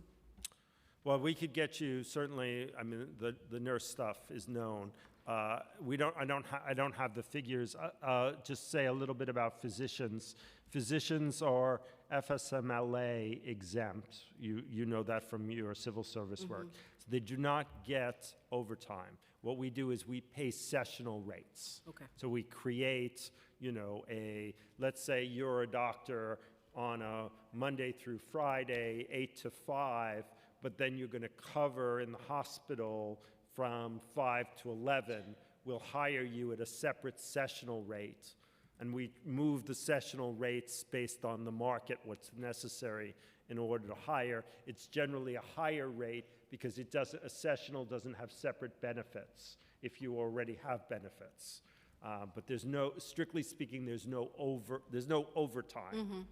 But there is a large amount of sessional work, and health and hospitals wouldn't function, especially because, think of it, we run 5 trauma centers, and they have to be covered 24 hours a day, 7 days a week. So the people you're going to hear from often, you know, at great, you know, commitment and expense to their families, agree to work nights, weekends, because you can't close a trauma center. Yeah. And is there tracking of this? We know how many sessional hours there are. Okay. It's a very large number. It lives in H&H? Yes. Okay. Let me see. Has the city conducted any analysis on pay disparity within the workforce at H&H or their affiliates, and what kind of results did those analyses yield? And I know you explained that it's very complex. Yeah. It's the market moves is another thing we didn't talk about. It's a very dynamic market for hiring physicians. I mean, if you ask me what I think is the best way to tell the market, can you hire someone? I mean, at the end of the day, when I get, you know, after I've listened to 14 different arguments, I often say, okay, how long have you had that ad out? And if you've put out an ad for an OBGYN, and I think we're doing it at $275, and you haven't hired anybody, then by definition, it's too low, right? I mean, it's in some ways, it's become the only thing that I feel I can really count on. What's complicated there too, though, is better managers are better able to hire for all the reasons that you probably sought out employment with a boss you liked. And I bet your staff work for you because they like working for you. So it turns, you're always dealing with all of so someone will come to me with an ad and say, we've had this ad out and we haven't hired anyone. And I'll know that at one of my other hospitals, we have no vacancies even though the salary is lower. Why is that? Because they're all committed to this incredibly, you know, mission-driven chair. Whatever we're going to come up with, it's not going to be perfect. It's also, I would say, it's easier to do it in fields that are comparable. It's like primary care and emergency medicine are the work is pretty comparable wherever you are. 9 sessions of primary care, 32 hours of ED, but then when you talk about a rheumatologist or gastroenterologist, the jobs themselves can be so different. This one is doing procedures all day long. Procedures pay better. They're earning a huge salary. This one is doing more office visits, earning less in the private sector. You want a comparable salary. Which do you choose? How does H&H balance the need for financial stability with the need to invest in staff, compensation, and resources? No, it's a great question, and I appreciate the city council's participation. And you tell me if I've viewed this wrong. I've been director in 3 different safety net systems. Not many people can say that. San Francisco, Los Angeles, and New York, and they're the best safety net systems, not because I was there, but because of the commitment of the political leaders to adequately fund them. That's what makes them, good. People say, what's the pot for the settlement? What can you put up? And the way I feel it, and this is how I've always tried, there isn't a separate pot. Everything are choices. Health and Hospitals has a budget of $13.3 billion. About $1 billion of that comes from the city. The rest is what we generate in revenue. We can do anything, but anything more that we do here will be something less there because we spend all the money, right? And that's you view that in your budget committee, right? There's no reserve. We don't pay astronomical consultants. We don't do, right? We don't have the mahogany walls all over, right? Every nickel is spent. So whatever we do for anyone or anything, it all has to balance out. And sort of my job, as I view it, with partnership with the mayor and the city council, is try to spend that money in the best way possible to deliver the most good to the people we're trying to serve. Whatever that is, and what I do try to pay attention to is equity among my workforce, because I feel like if one group feels that they're not getting the same thing another group is, then I'm going to lose. I need happy doctors, but I also need happy nurses and happy social workers and happy administrators, and it has to be a collective thing that we all acknowledge, or at least this is how I've always viewed it, that we all acknowledge that we are a safety net system. And that's what we are, and we don't typically pay private hospital salaries. Okay. Thank you, Dr. Katz. Thank you. Oh, thank you, Chair. Dr. Katz, I really appreciate your honesty. I have a couple of more questions, but I have some of my colleagues. I have some questions. Oh, before I get to mine, so let me pass it on to someone in the medical field as well. Yes. Council Member Marmoreto. Thank you, Chair.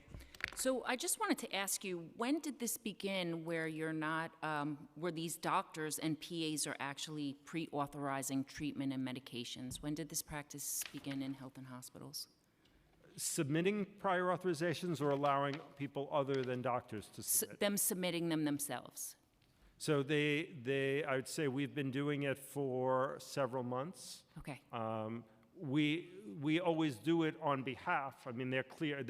No one's impersonating anyone. No, but Right. this is a new practice that Yes. the physicians are actually submitting the pre-authorization. Yes. Okay, because I've never experienced that. We've always had a team of people that took care of it for the physicians. I see. So they You were wouldn't have ahead to of waste us. so they wouldn't have to waste their talent making phone calls, and they can focus more on their patients. So You were ahead of us. what? You were ahead of us. Well, no, I've always worked in a setting, whether it was a private facility or a hospital. We always had teams that would do that for the doctors, so it wouldn't tie them up, that they can really focus on the patients and allow them to do what they needed to do. So I just want to touch on Jacobi. So Jacobi and North Central Bronx have been without any full-time rheumatologists since the entire division resigned in 2023. And this is an extreme example of how the system's failure to recruit and retain doctors have negatively impact patients. Do you agree that health and hospitals failed the Bronx patients who need rheumatologists, or? It was a complicated moment. Many people have a variety of explanations of what happens. I feel bad. I mean, it's very unusual that a whole division leaves. Yeah, that's like, it must have been very right. bad for that to happen. It was, I would say, it was not a disagreement about money. Okay. Can It you, was a disagreement. And I don't, at the end of the day, I sort of see it as a no-fault divorce. okay, so you're saying it had nothing to do with the contracts and like, like pay and, no, okay. It was a fundamental difference of opinion among good people. And I happen to know the people on both sides of that, and I have good things to say about both, but there was a fundamental disagreement. Okay, so moving forward, how do you plan on recruiting doctors and retaining them? Well, again, as we mentioned, and I appreciate your question, rheumatology is one of the areas where we've had trouble. The more specialized, the more difficult it has been for us to recruit. I think salary is one aspect, but it isn't the whole aspect. It's trying to create, positive work environments, and clearly at Jacobi with Room, for whatever reason, it didn't succeed. We did offer, and just again to tell you how odd situations are, I have an excellent rheumatologist at Metropolitan who is currently underused, not her fault, because she's in a full-time position in a hospital that doesn't generate a full-time amount of work. We said send the patients from Jacobi to her, Well, that's but not people don't realistic. want to do it. Right. We're not a city that does that. And I get it, although I'll say rich people, they always ask you, where do I have to go? Do I have to go to Mayo Clinic? Where should I go? I always feel like we're blessed with a great subway system, but as New Yorkers, we don't do that. No. It does not happen. I'm totally with you. We have to hire a good rheumatologist at Jacobi. Okay. I agree. And I just wanted to say, I know you had mentioned about housing.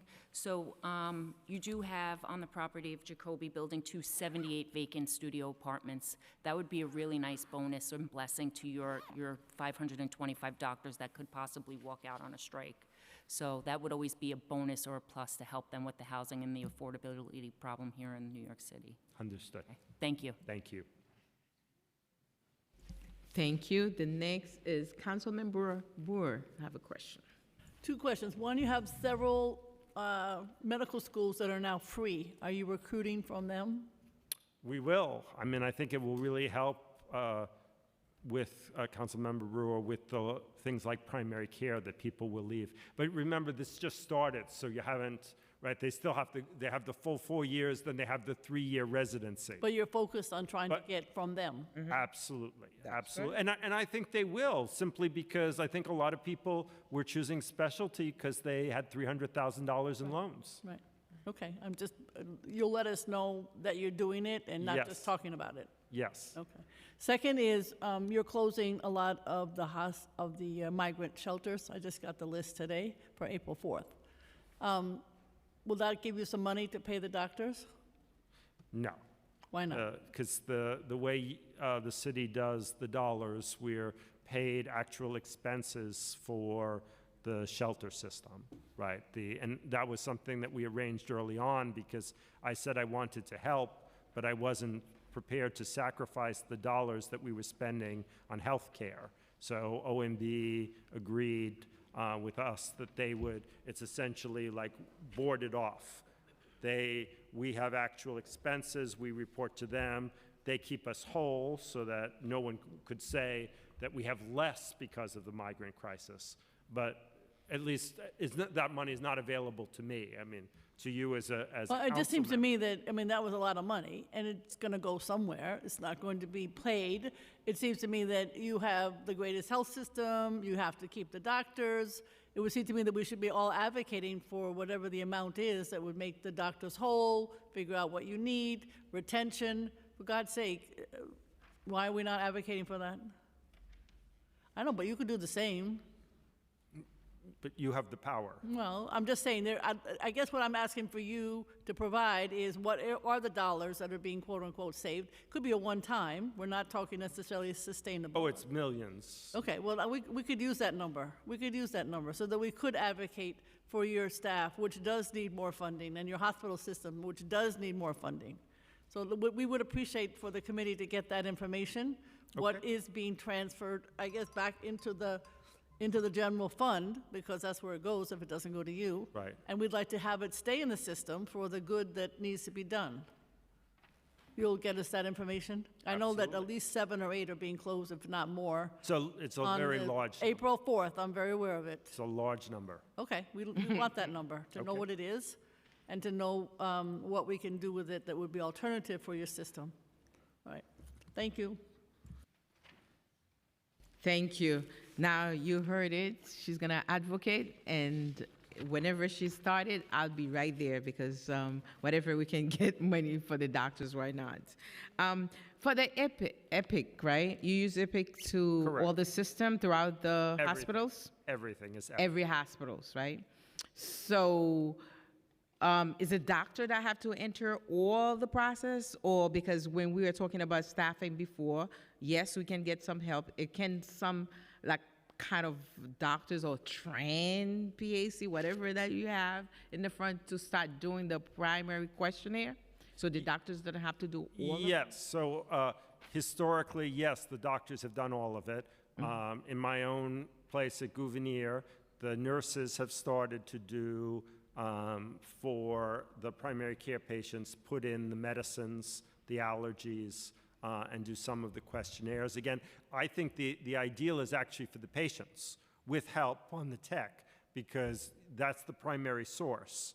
And I think people should know and take responsibility to know what medicines they're on. But yes, that's the vision, and as I'm sure you'll hear, and I accept, it's not perfect. Nothing that we roll out across health and hospitals ever perfectly happens. So it might be great over here, but over here, the person who was supposed to come to work didn't come, and the doctor is still doing it, and the doctor feels like, hey, Mitch, wanted us to do 8 and promised us these things, and that extra person still isn't here yet. I mean, you understand. I do. Are there specific, if there is a stoppage, right? Are there specific patients population, like the elderly, chronically ill folks, who will be disproportionately affected? Well, that's certainly who we take care of. So, I mean, the low-income people in New York City will be disproportionately affected, because that's who we take care of. I mean, in terms of transferring, we would first transfer out ICU patients, just because if you're not fully staffed, right, that's where you worry the most about any losses is somebody. If you don't have everybody in your ICU, to take care of the patients, you're going to have to transfer them out. But we're a triage system, right? I mean, for example, we'll cancel the outpatient appointments, but we'll tell anyone when we call, if you have an urgent problem, go to the emergency department, and all of those outpatient people who are not on strike will be in the emergency department, right? Some people have a visit that can wait a month, and some people have an issue that has to be dealt with today, and we'll have to triage which of those it is. We know that language barriers are linked to increased medical errors, as well as lower patient satisfaction and health outcomes. Giving that language access and interpretation services can be time-consuming to set up. How is H&H ensuring that patients receive proper care and thorough evaluation during the brief 20-minute appointment windows? Sure. Well, and you're an expert, and you've been a great advocate for the importance of Haitian Creole in Central Brooklyn, which we have. We have wonderful both phone and video translation. I mean, I use it every week, and that is great. I would say, and I do recognize one of the challenges, and I'm sure people will talk about it, I hope they do, I'm fluent in Spanish. So I can do all of my Spanish-speaking patients with no additional time. When I was in there Wednesday, I had one French-speaking patient. French-speaking, I need the interpreter. No problem with the interpreter, but of course the visit has to take twice as long. There's no way around that, right? Because I have to talk, and then the translator has to talk, then the patient has to talk, then the translator has to talk, right? So I think that especially when we don't have language concurrence and it's impossible, nobody can speak all languages, right? So to the extent, I do recognize that that is one of the challenges. And again, all I can say is that there is no answer anywhere between desire for broader access and the desire to spend more time going deeply with the same person. Everybody has to decide, what is a reasonable line, right? Some places have 15-minute visits or 10-minute visits. Some places have 30 minutes, right? If you're if you're wealthy, right, you're going to not pay, your doctor is not going to take your insurance, and you're going to pay out of pocket, and the doctor's going to spend 50 minutes with you, right? I mean, there is no, in my view, one answer to it. It's just trying to do something reasonable to address these people that I know my doctors care about, and I know all of you care about. It's just not a simple answer. Last February, the Hospitals Committee held a hearing on residency conditions, where we learned about the Helping Healers Heal, or H3 program. H&H representatives described this H3 program as being a proactive approach to improve mental health challenges by offering an anonymous internal support hotline, organizing individuals and group peer support sessions, and offering training for people in managerial positions, and twister, to improve the ways that emotional and psychological needs of the healthcare worker are addressed. Is the H3 program still active? And if so, do you have any access to data to see if employees are aware of these options and if they are being used? I mean, if they are being used, actually. Sometimes you have programs and they're not being used. Have you received any feedback from employees that have utilized the H3 program? Yeah, so it's only grown since that hearing, and we get a lot of positive feedback. And one of the nice things about it, which I think is a good model for all helping programs, is you can be on both sides of being a helping healer. You can need a helping healer, and you can be a helping healer, right? I think we make the mistake of not recognizing that people benefit from helping others. So today, maybe I had something awful, and I need to talk to Chair Narcisse, and she's going to support me, and maybe tomorrow Chair Narcisse is going to have a bad day, and she's going to call me, and I'm going to support her. I mean, that's the peer part. And that's why we think it's been popular, because it's not an outside person. It's doctors and other nurses, social workers throughout our system who are agreeing to help each other in times of crisis, recognizing that crisis is not necessarily a mental health problem. Crisis is what's happened to me. I saw a lot of patients. I was moving quickly. I made a mistake. I felt bad. That happens. That's happened to me, as recently as about 3 months ago. I prescribed something that I later decided was not a good choice. I felt terrible about it, right? So the ability to talk, I didn't need to see a mental health professional, right? It was reasonable that I felt bad. I care much about my work. I care about my patients. I prescribed the wrong thing. I felt bad. But the whole point of helping healers heal is recognizing, well, periodically all of us make a mistake. And none of us are robots. None of us are perfect. And therefore, we help each other. So I'll get you, though, the numbers. I don't have them with me, but I'll get you the numbers of how many interactions we've had. But it's only grown. Besides that, and about feedback, because to know if a program works, you have to have feedback. Feedback has been uniformly positive, and one of the ways we know this is because people volunteer to do it. We don't pay people to be the healers. And we have large numbers of people who agree to be healers in all of our facilities. We've never had difficulty recruiting Okay. because people like it. That sounds like a good plan, because especially now, because they're not getting paid, they have issues to pay their bills, so I'm sure it should be crowded. Yes. Because everybody have issue now, because the rent is too kind of damn high.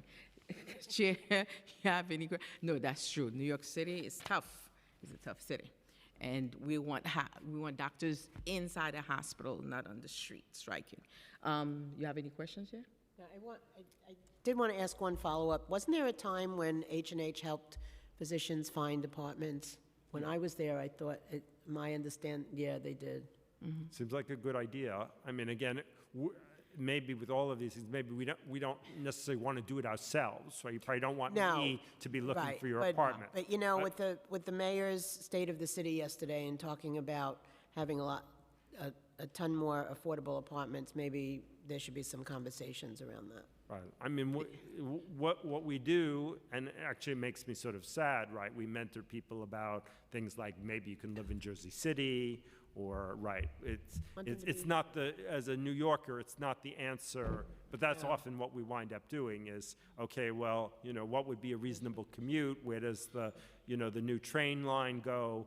You know, allows, you know, at least that's New York State still, you know, if the Metro North now goes to where you live in the Hudson, right, housing prices are lower. But I mean, it's not an ideal, right? I mean, I grew up in Brooklyn. I feel like everybody should be able to live in New York City if they work here.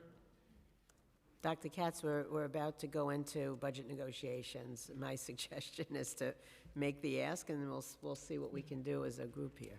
All right, thank you so much. Okay. Thank you, as usual. But before I go, I have to acknowledge my colleague, Majority Whip, Books Powers, that's watching you, that listen to you, that's a friend, is on Zoom. Dr. Katz, I knew you're going to do the right thing because you are a practitioner yourself, and you know how difficult, we went over and over, how difficult it is for our doctors to function in New York City. Like I said, I want them in the hospital and to be happy too. Because if they sad, they have issues, we know we're not gonna get good service too, because they're human. So let's do the right thing with the contract, push. I'm gonna push my way, you know I'm making calls. So we want the doctors to be happy too. So thank you so much for your time, Thank as you. usual. Appreciate you. Thank you. And if you can say, you say. I will. It's I will be here. You will be out. I will be here. Superb. Thank you so much. Okay.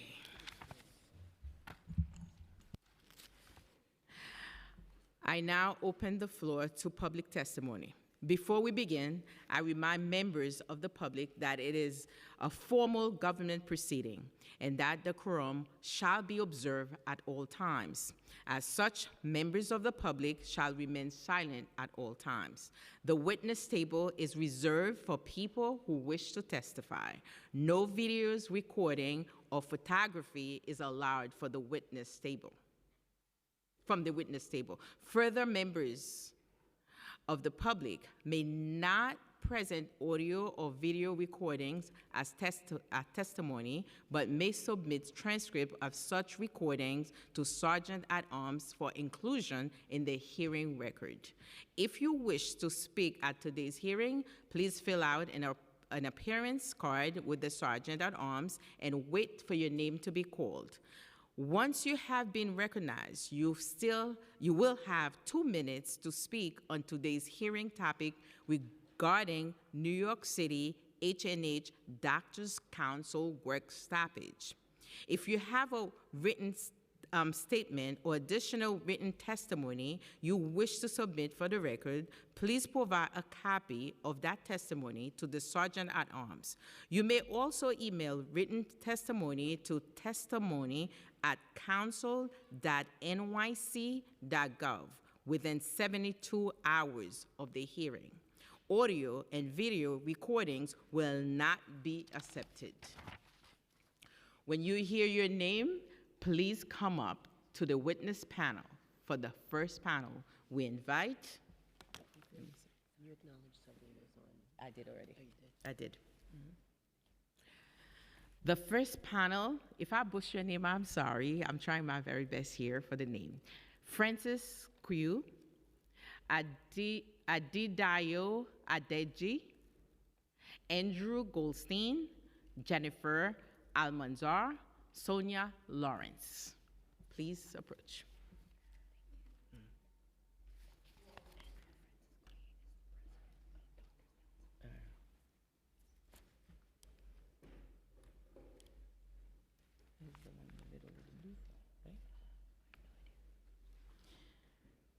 Mr. President, I think we have a president here, Francis Q.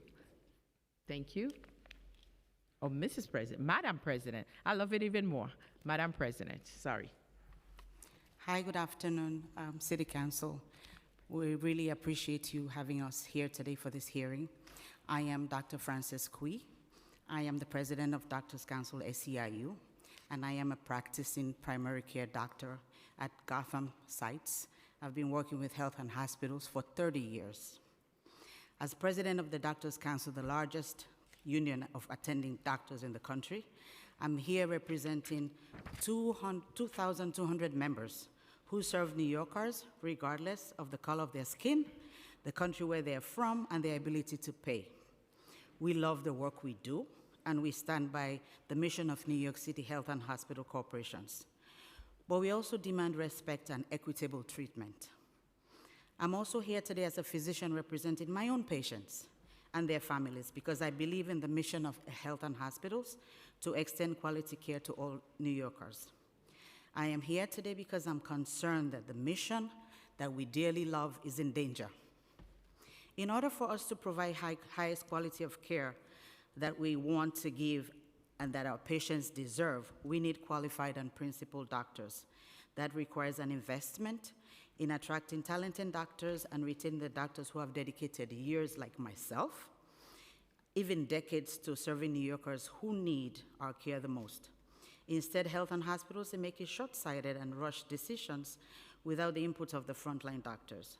This adds to a revolving door of doctors leaving, which adds to short staffing and unsafe workloads, and the cycle of crisis continues. I would like today to point about physician compensation. I echo the sentiment of the council lady who spoke before us, Ms. Juan. We know that the current salaries are not enough to effectively recruit and retain doctors. We have watched our colleagues leave the system. My time is up. Try to complete it. Okay, and we have seen vacancies that persist for years. I know it's gonna be shocking to let everybody know that most of us, over 50%, are working paycheck to paycheck. And we really need health and hospitals to have competitive salaries for the doctors in the public care system. I know we are mission driven, but at the same time, we also need to avoid the fact that a lot of our doctors are gonna walk out of the job and we're gonna be left with even more shortages. And Thank you. And now just remember, we've been on Zoom, never seen one face to face. Thank you. Welcome. Okay. Continue. Yeah.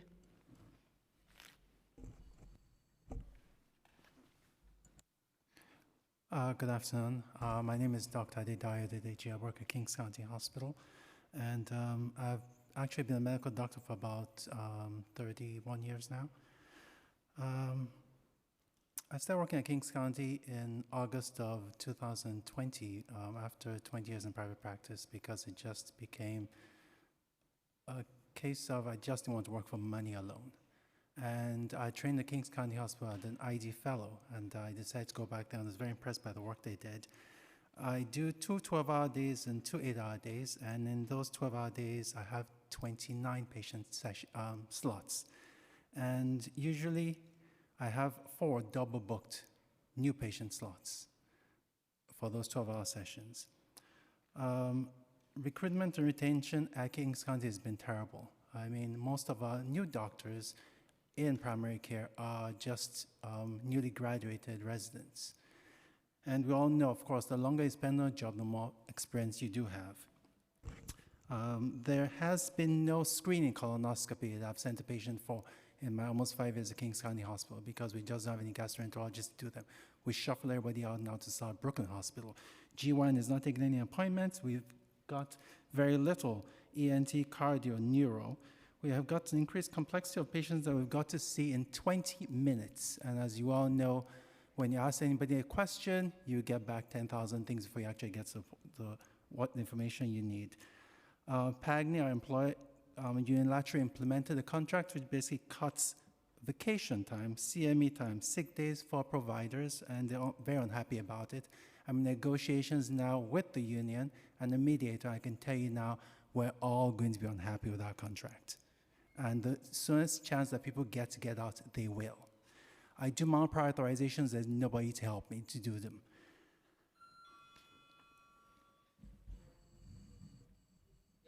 You can summarize it, and then you, by the way, I just want In summary, I feel that we're not being respected as providers.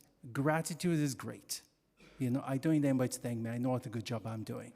I don't need anybody to thank me for that. But actually, you know what? If you don't thank me, it's like Cuba Gooding Jr. said in whatever movie, Jerry Maguire, show me the goddamn money. Thank you. Hi, my name is Andrew Goldstein. I'm a primary care doctor at Bellevue Hospital. I've been working there since 2015. I went to medical school at Mount Sinai and rotated through Elmhurst, and then I went to residency at Columbia. My time at Elmhurst in the health and hospital system motivated me to take offers that were less paying, to refuse offers that were higher paying and take an offer that was less paying at Bellevue right out of residency. After a few years reflecting on my time, I realized I loved my patients, I loved my coworkers. I was, for many years saying my bosses all the way up to our CEO, I was just so happy to be in the health system that I was in, and I wanted to work in it my entire career. I've been a bit heartbroken over the past 2 years, frankly. I think there's been so many good policy changes by our H&H leadership in the Mitch Katz era, and I think most of my peers feel the same way. I think the recent round of contract negotiations have been really, really disappointing. I'm in the public sector unit. Many people in my unit reluctantly authorized our agreement because we didn't have a right to strike. But we are very disappointed in it and feel like it is sub-inflation, substandard, and many people, unfortunately, in my unit are planning on leaving. So like Dr. Katz said, we see based on whether people take jobs or leave jobs, and I'm scared for the amount of exodus we're going to see based on my sector, public sector unit, having people leave. I'm worried that if the city doesn't offer enough to my colleagues in the affiliates, that there's also going to be an exodus because of unfair, uncompetitive contracts. But I'm here mainly today as a primary care doctor to talk about how it's not just 20-minute new patient visits, it's a massive increase in the size of our panel sizes, the effective size of our panels. Many people who thought they were full, whose patients struggled to get follow-up appointments and thought that their doctor's panel was full, are now being told they need to absorb another 30% of patients. These increases are going to drive a mass exodus. We have a survey that we sent out to all the primary care doctors in our health system, which said that about a third are planning on leaving because of this policy, and about another third are considering leaving. We need to prevent that mass exodus before it happens. Now's the moment, and I hope that you'll help the city cover fair, competitive contracts for our workers, and also make sure that patients get the care time that they need and the adequate follow-up that they deserve. Thank you. Appreciate it. Thank you. Good afternoon. My name is Sonia Lawrence, and I am a nurse at Lincoln Hospital in the Bronx, and I'm the president of the New York State Nurses Health and Hospital Mayoral Executive Committee, representing nearly 10,000 nurses in New York health and hospitals. Today, I stand in solidarity with the Doctors' Council as they continue to fight for a fair contract. We are witnessing a crisis in recruitment and retention that is impacting not just our doctors, but also the entire health care system, including nurses like myself. Over the past several months, I have seen firsthand the strains that the staffing crisis has placed on our health and hospital facilities. It also feels like we are just barely keeping our heads above water, and the crisis has real consequences on our patients. When we cannot recruit and retain qualified healthcare professionals, it becomes increasingly difficult to provide the high-quality care that our community deserves. The unilateral cuts to new patients' appointment times implemented by H&H has further exacerbated this crisis. As a nurse, I witnessed the frustration and anxiety on our patients' faces when they cannot access timely care.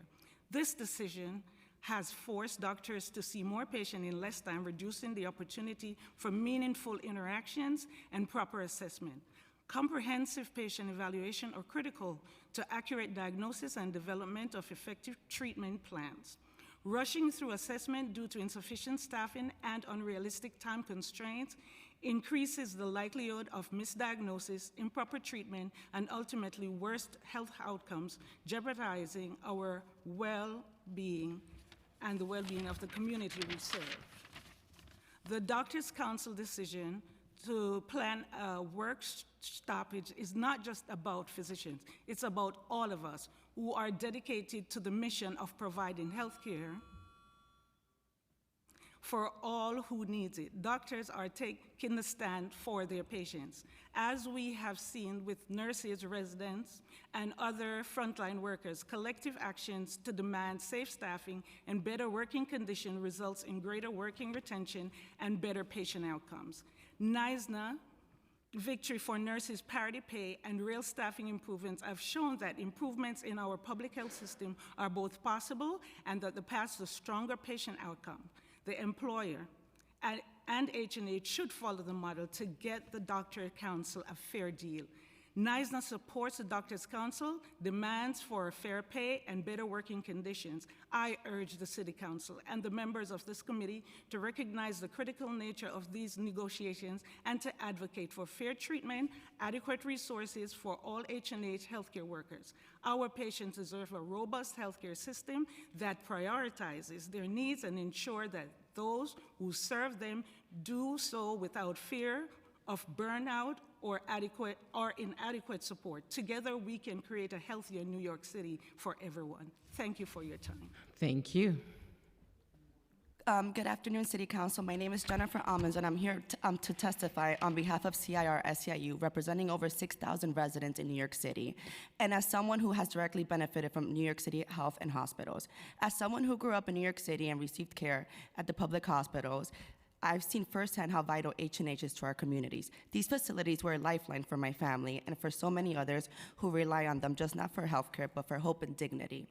As someone who has benefited from the attention and expertise in New York City's public hospital doctors, I know the importance of a thorough patient-doctor relationship. But today, many families don't get that. Shorter appointment times and critical staffing shortages mean that doctors struggle to properly address their patients' needs. This disproportionately affects vulnerable populations, especially working class patients of color, immigrants, incarcerated folks, and refugees, those who have no other options. What we need now is for PAGNI, Mount Sinai, and H&H to come into the table in good faith. Our public hospitals doctors don't want to strike. They're being forced to by an attainable system of medicine in New York City and across the country, a system that prioritizes budgets over lives and cuts corners at the expense of care. H&H is meant to be a beacon of something different, and that is what it was for my family. As they demand a fair contract, the physicians, members of doctor councils are fighting to ensure our public hospitals fulfill the promise to the people of New York. This is the same fight that members of Committee of Interns and Residents took on last year. After months of sustained actions, they secured a contract that will support H&H residents and patients for years to come. Now the time has come to do the same for the attending coworkers. The solutions are clear. The solutions are as clear as they've ever been. Respect the work the doctors do, invest in them, and let them do their jobs without fear of burnout and neglecting their patients. Thank you. Say thank you to all of you. And one of the great things that I appreciate is Dr. Katz stay in the house to listen, the people's house to listen. Most of the admin, when they come, they just walk away. And for him to be here, so he's hearing you, and I'm hearing you, and I truly believe that we're gonna do, very well. And I know when NASNA involved, so the fight continue. So, you have a question. Oh, hey, my colleagues have question. Before I get to my question, let me let my colleagues get. Go ahead. Thank you, Chair first. Narcisse. I have a few clarifying questions. So you mentioned the double bookings. Can you explain, give us a little bit of insight into what that looks like and what the double bookings mean and how they show up in the system for you? Like, what happens when you're double booked? Okay, so when I first started working at Kings County, I noticed, on the 820 slot, there'll be 2 patients in there. So I'll go to the front desk and say, there's a mistake, what's going on here? And they're like, oh, well, they kind of figure that there's a 20% chance that one patient won't show up. So they double book in one slot. And invariably, it turns out that it's not the revisits that they double book, but the new visits. And as you well know, whoever's been on Epic, you have to put in an inordinate amount of information. Their allergies, and patients always say they're allergic to stuff. I'm allergic to iodine because when I touched it as a kid, it made me vomit. That's not an allergy.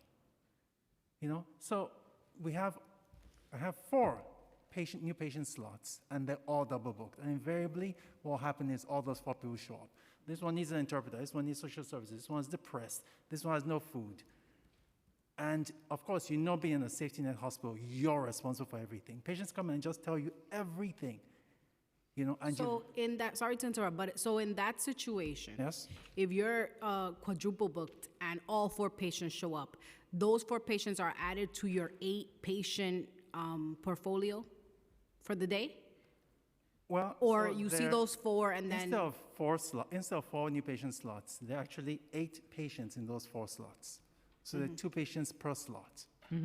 So instead of just seeing 1 patient for 40 minutes, you're basically seeing 1 patient for 20 minutes, 1 new patient for 20 minutes.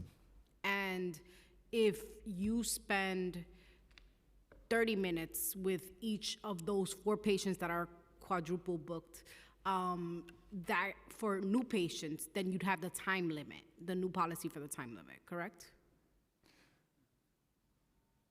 This was before the new 20-minute policy. Okay. So what would happen would be I would rush through everybody, just try and get them out as quickly as possible, and then spend the next X amount of hours after work, after 8 p.m., staying there, finishing my notes. And how do they reconcile your panel with then now these 4 new patients that are added? Well, it just seems to be a shifting thing where you're told you need 1,200 patients, and then suddenly the panel's 1,400 patients. And frankly, I have no idea what the new panel is like now. Okay. It just keeps growing. Okay, and then my follow-up question was about the panels. So what are the numbers what are those numbers for the panels? What do the panels look like? And then someone testified about a 30% absorption rate on the panels. Can you shed some more light into that? I would say one quick thing about panel size. It just seems like it almost seems to be almost like an arbitrary number that somebody in central office comes up with. Nobody ever comes down to us and sits us down and says, this is how we came up with this number. Never. All the decisions that just didn't fall from the sky, and they were just meant to figure it out somehow. Okay. Yeah, I can provide a little bit more context on it. So historically, H&H had a panel size for us of 1,500 patients, and I believe in 2021 it increased to 1,750. But those panel sizes didn't matter if there was no system to make them actually felt. So currently, it's not just 20-minute new visits. That's this policy that people call the 20-minute new visit policy. It's actually also a panel progression. And so the number of new patient visits that you have per week or per month is set by how full you are on the benchmark of 1,750. So if you're 50% full, you're going to see a lot of new patients. If you're 95% full, you're not going to be seeing many new patients. And so now we actually have a system to get everyone to 1,750. So we've all been living, who knows, maybe at 1,400 on average. People have been practicing for decades, and they felt full based on how sick their patients are, how often they need to be seen, how hard it is for them to get revisit access. But now they're being told, you're actually losing revisit access. You're going to see more new patients in shorter visits, and you now have more patients who have less revisit access for you. They're going to write MyChart messages. They're going to show up at the front desk. They're going to call the clinic, and then you, outside of those visits, have to provide care for them over the phone. And so this is the struggle that a lot of us are facing that is driving a lot of the worsened burnout. I'll just say one other thing. There are industry norms that our leadership has told us about this. We are well aware. These industry norms are part of what have driven primary care workforce shortages nationwide. This is corporate healthcare. This is productivity cult. This is what's causing people to feel so burnt out and fried that they leave medicine earlier than they wanted to. So many primary care doctors 40 years older than me have told me they left because it's awful now. They remember when it was good. We really don't need to do this. We could be better, and I hope we could be. But this one-size-fits-all panel size is a really terrible metric. Complexity scoring is one thing, but if the average still pushes us up 10, 20, 30%, it would be a really bad thing. But our patients, we know from peers who have left the system that they've gone to work elsewhere that have 1,750, 2,000 patients on their panels. They're like, it's doable because those patients are so much less sick than they were at H&H and so much less complex socially. So whatever the number is for us, we can't just reference some number in a vacuum. It needs to be appropriate for our patients. And we are reaching a breaking point. So that should tell you that this is not the right number for our system. Thank you for shedding some light. And then I have a question for Madam President. My question to you is, Dr. Katz testified regarding contingency plans if a strike does happen. And obviously, I think all of us across the board are hoping that a strike can be averted. But one question that I do have is, Dr. Katz mentioned uncertainty about a strike fund. Does one exist? Is there plans for that? And what is your take on adequacy of contingency plans should a strike occur? So we are physicians, and I don't think strike has ever been in our dictionary or in our minds. We're just trained to take care of patients. But it got to a breaking point that people could not take it anymore. Other unions that are always going on strike, of course, have a strike fund. This is something we have discussed among ourselves. I agree with Dr. Katz. We had agreed to suspend the strike since negotiations are going on at this time. But at this point, people are still organizing. That's how pissed people are. We just feel undervalued. The doctors who have stayed in this system for many years are not getting compensated. I myself had 2 children. I had to do a second job to take care of my family.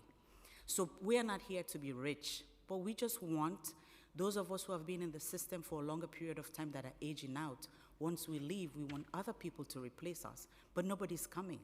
I understand, Dr. Katz, they've been putting ads, but nobody's showing up. So after a couple of ads, they just remove that line. So if you're 6 in a department and you're now 3, after so many ads and those lines go away, so it seems like you are not understaffed because there's no vacancy, but you're still 3. So he said there are 8 patients or 6 patients in a half a day. No, there are 10 to 12 patients that are scheduled, even with the 20 minutes now. So it is kind of a little difficult. I understand, Health and Hospital, without even discussing with the doctors, unilaterally just went ahead with their 40 minutes to 20 minutes change of time. I know we're working for them, but at the same time, we are the ones who are in the front line. It would have been nice to explain things so that we can all come to a decision. Dr. Katz said they are hiring PAs and nurse practitioners. It's been 3 months, and we had a town hall meeting with him in December, and I told him, I have not seen any NPs or PAs hired yet. And they told us, well, we have put in ads. So we're still doing the same work and even more. Prior authorization, I just did 2 of them on Wednesday myself, because I don't know who to ask. I mean, I know they say there's somebody to ask. I can't put work on the nurses. The nurses are also burnt out. I mean, I am not just thinking of the doctors. I'm thinking of the nurses. I'm thinking of the clerical staff, the PCAs. Everybody's burnt out. So I'm not going to give somebody else the work that I'm supposed to do. So I don't know. I know the administrators who made the decision, of course, most of them see patients, but they see half a day patients. And when they come in, they have a whole nurse, they have a whole PCA. So you can really not understand what the rest of the doctors go through. So the amount of patients on the schedule is not 8 or 6, as Dr. Katz said. It's more than that. And then if you have a no-show, they add more. So like Dr. Dios said, you have like 4 new patients and you're rushing through them. We have language barriers. There are some of us who can go through a little bit of Spanish, thank God, but there are other languages as well. So if you have a lot of patients, and if with the Epic, there's so much more work to do, administrative work. All of that is being done by us. The patients just sit on their bed and they send you a message and they expect you to respond in a couple of hours, which we're supposed to do and we're doing. But that just brings more work onto us and more burnout. So if you open the Epic on your schedule, you already see all the patients that you have. So whenever somebody checks in or somebody is registered, you know. So now you're feeling pressure. You're only on number 2 because there are 2 new patients. And you have like 6 people waiting for you. We don't want people to make mistakes. This is not why we're here. We're here to see patients, give them the dignity they want and they deserve. And also, we also want to be safe in practicing. So we're kind of rushing, and we don't even finish our administrative work. We take it home. We go home, and we're still writing notes. This is not good for life quality with your family. You go home, you don't even have time to talk to your kids or your husband. You're busy typing notes because you have to finish. We have a deadline. You have to write your notes 48 to 72 hours.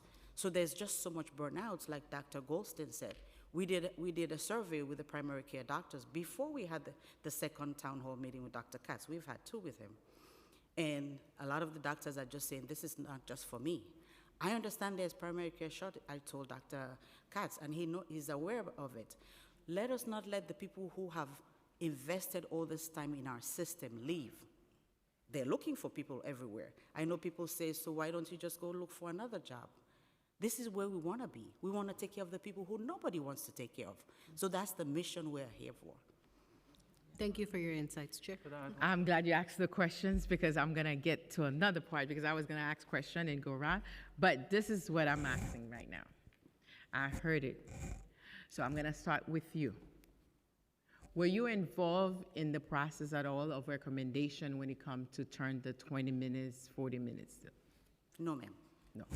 So now, I heard the problem. I heard it all. So now, I'm asking you, yourself right now, sitting here, to tell me exactly what is your recommendation. I know the list can be long, but I want you to kind of putting about 3 priorities that the doctors, since you've been dealing with all the doctors, that they need in moving forward before that stoppage. Because I don't want it. You don't want it. We don't. So what are the 3 top things you think that should be part of things that can satisfy you to move forward? So to move us forward, we need health and hospitals to roll back their 40 minutes, 20 minutes. We have nurse practitioners who also can see patients. They can empanel them. I don't need a nurse practitioner to review my inbox. That is waste of their time and waste of health and hospital dollars. So that is the first thing. And secondly, once that is done, we can sit together and bring all these 20,000 people in. In the beginning, we heard it was 50,000, so I don't even know how many people are still waiting to be seen. We don't want anybody. Primary care, first of all, once you come in for the first time, people need to be comfortable to share their stories with you. So if you're rushing, I'm busy looking at who's waiting to be seen next, you don't build that connection. So people just come in and they don't feel that they have been served. That is wrong. So once they come in, we need them to feel comfortable, tell you all their stories, whatever they're here for, and you can take care of that. I know Dr. Katz said you can do one, what are you here for? Is it your knee or your ankle? And I'll take care of something in the next 2 weeks. But most of us here don't have 2 weeks appointments. We don't. So you're going to be liable for anything that happens to this patient if you do not take care of the patient in totality. And the other thing you said about what is the other priority, I want health and hospital, we want health and hospital to offer a decent wage. We're not asking for anything Columbia is paying. We came into a mission-driven system, and we understand that, but at least something that people can be able to pay their bills, and something that will be able to attract more patients, more doctors. We have residents, we train residents all the time. They're coming out of the system, and they just say goodbye, and they leave. And I understand them, because they have so much student loan debt that they need to pay. They're not coming here. I mean, we are here, we're not going anywhere. Dr. Katz knows that. There are some of us who are lifers, we're not going anywhere. There are people in the system 40, 50 years. We're still here, we're not going anywhere. But we cannot attract the new people. So we need something that is comparable, something that people will be able to pay their bills. So that's correct. The 20 to 40 minutes, you don't want nurse practitioner to do over reviewing your charts, right? They can see their own patients. Yeah. The patients. And 3, decent wages. Yes. Okay, fair enough. You? I think it's exactly what Dr. Kui said. It's basically about recruiting new doctors or new providers. And it just seems that H&H will respond only when there's a crisis. We recently had a bump in the primary doctor's pay scale, and that was because we basically weren't recruiting anybody. And basically what H&H needs to go back to do is go back to the mayor or city council or whoever it is that's funding them and shake them for more money. Because without more money, you're not able to recruit people, and this is just going to be one crisis to the other. We also need to be able to retain the doctors we have. There is no significant longevity reimbursements for doctors that have been there for 20, 30, 40 years. And these doctors are not going anywhere. Okay. And the hospital system knows it, which is why they're playing this game with them. It's like, where are you going to go? You've been here for 40 years. You're not going anywhere. So your 3 top priorities the same? Recruit, as doctor. retain 40 to 20 minutes, and sit down with the providers and actually speak to them and treat them with respect. Okay, Dr. Andrew Wilson. Yeah, I'm going to answer it a little bit similarly but differently. I think we're not in the moment where we can re-envision what should have happened 6 months ago where we were involved in designing this, but we should hit pause right now and reverse it back to the prior, whether that's permanent or during a period to prevent a mass exodus of primary care doctors. So right now we do need to stop it and reverse it. But from there, we do need to have physician, but all health worker input on this policy because this affects our front desk staff, our service coordinators, our nurses. It also affects our patients. I do not believe patients or community organizations had adequate stakeholder input on this policy. I don't think they're aware of it. I think they would like to be aware of it. So I want a pause. I want stakeholder input across the board. And I want a fair contract for all the units, especially the ones that are considering strike right now. But the last, if you forgive me, a fourth one that I would add is we do need to hire more. And I don't think we should accept that, oh, there's a primary care workforce and, oh, hiring is hard as like that's just the reality. It's hard because we are making care not as high quality as we want it to be. People feel that when they come and interview, when they see stressed out doctors. They want to go to a place that feels energetic and mission driven. We need to restore that, and we need to pay more to be able to hire. But if we do that, we actually can overcome the workforce shortage. So what do you think of the free school for the doctors, for the new doctors coming so they can work for the H&H? Would they come?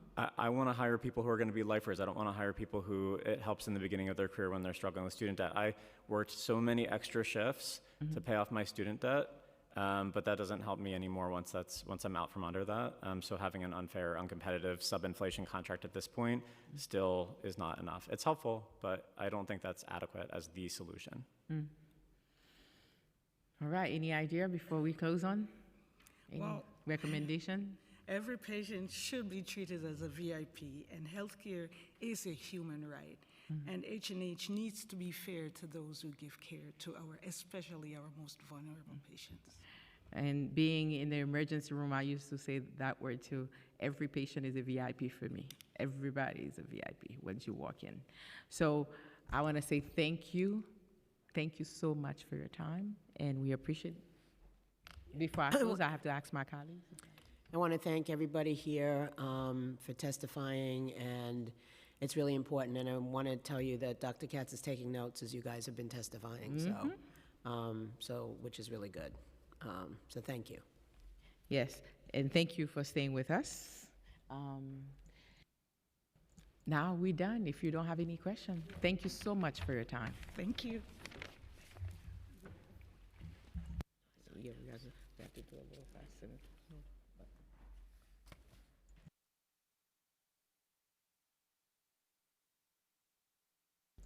The next panel is Rona Ray, Sidhu Venjeri, Deborah Shapiro, Jocran Morente, Rich Sidnert.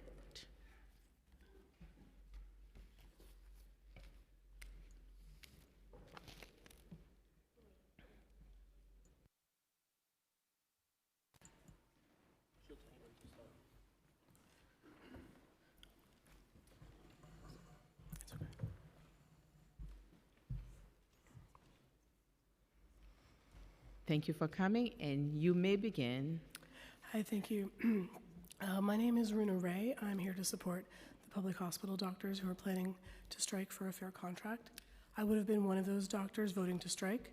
I was a doctor employed by Mount Sinai at Elmhurst Hospital in Queens for 5 years between 2019 and 2024, just a few months ago. I moved to Jackson Heights in order to be a doctor for the community I live in and feel a connection to. Because of our shared experiences of immigration and language, I speak Spanish and Bengali. But recently, during the contract negotiations that I was involved in, I was given notice of layoff when I was 37 weeks pregnant. Doctors are rarely laid off. Sinai HR told me they hadn't done it in 25 years. After I gave birth, they spent months harassing me during my maternity leave, trying to take my maternity leave time, my state-paid family leave, and my unemployment benefits. So the first reason I'm here supporting the Doctors Need to Strike is because doctors deserve parental leave in their contract and job security after parental leave. Sinai has ignored our requests for this at the bargaining table. I learned that directly employed city hospital employees are insured up to 4 years of unpaid leave after the birth of a child, yet because I worked for Sinai, I didn't have this protection, and a few months after I gave birth, my job was advertised, though it had been degraded to a per diem job with no benefits. I applied for the job twice. Elmhurst recommended me for the position, and I never heard back. My job should have simply been transferred to the virtual express care service at Pagney from the express care clinic at Elmhurst Sinai when it was closed. So the second reason I'm here supporting Doctors Need to Strike is because doctors at H&H deserve a single master contract across all 11 hospitals. With parity in positions between hospitals, it would make transfers, for example, in a public health crisis like COVID, easier and decrease reliance on expensive temporary physician labor. The third reason I'm here supporting the Doctors Need to Strike is to ask what benefit these subcontractors, Sinai and Pagney, bring patients and healthcare workers.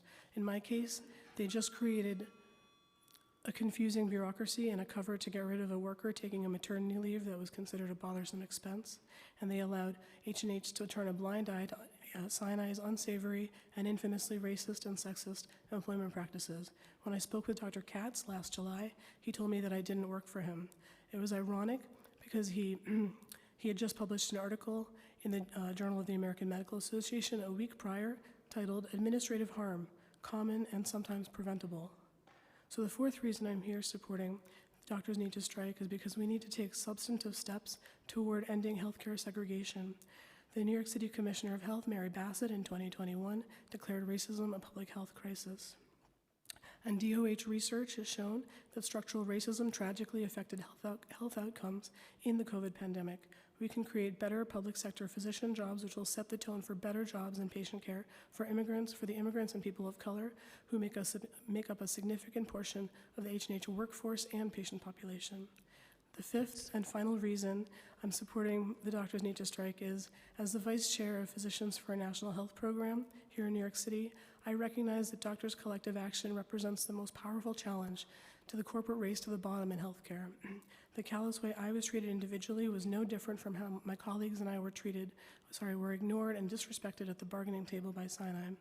As we saw last month in the outpouring of emotion from the public after the last month's tragic murder of an insurance executive, millions of people want to eliminate corporate greed from the practice of healthcare. Here in one of the last remaining public hospital systems in the U.S., which has a rare unionized physician workforce, we can begin to do that. Public hospital doctors need a fair and excellent contract, and we also need to pass the New York Health Act at the state level to eliminate the inequality and racist two-tier healthcare system that the private insurance industry creates. Thank you for your time. We try to keep the time because there's a lot of folks here that we have to give the opportunity to testify. So if you can kind of try and sum it up. Thanks. Go ahead. Thank you, Doc. Good afternoon, council members. My name is Sindhu Vangeti. I'm a postdoctoral fellow at the Icahn School of Medicine at Mount Sinai and a organizer and a steward for my union, the United Auto Workers Local 4100, which represents 2,000 postdoctoral workers at Mount Sinai as well as Columbia University. I have a PhD in immunology from the Karolinska Institute in Sweden, and I was recruited to Mount Sinai in 2020 to study immune responses to respiratory viruses and vaccines. Today, I have the pleasure of speaking in support of my physician colleagues at Doctors Council and fellow workers in the academic and healthcare sector. At Mount Sinai, my postdoc colleagues and I formed a union in June 2021, and after 18 months of bargaining and a historic 12-day unfair labor practice strike, we won our first contract in December 2023. Over 80% of postdoctoral fellows at Mount Sinai are international and come to the US to carry out cutting-edge research, often bringing in up to $500 million in research funding. As international workers, we rely on our employer, Mount Sinai, for employment, visa sponsorship, career advancement through the research we publish, and for the first 3 years of our fellowship, Sinai is often our landlord too. This places us in an extremely vulnerable position for our careers as well as our livelihood. Following the COVID-19 pandemic, our salaries, which had not seen an increase in years, remain unchanged. We have a housing and affordability crisis in the city. Our members work hard and sacrifice a lot to develop the latest advancements in medicine and in basic science. During the pandemic, my colleagues and I worked around the clock to make groundbreaking discoveries. And in parallel, our physician colleagues fought incredibly hard to save lives at the risk of their own.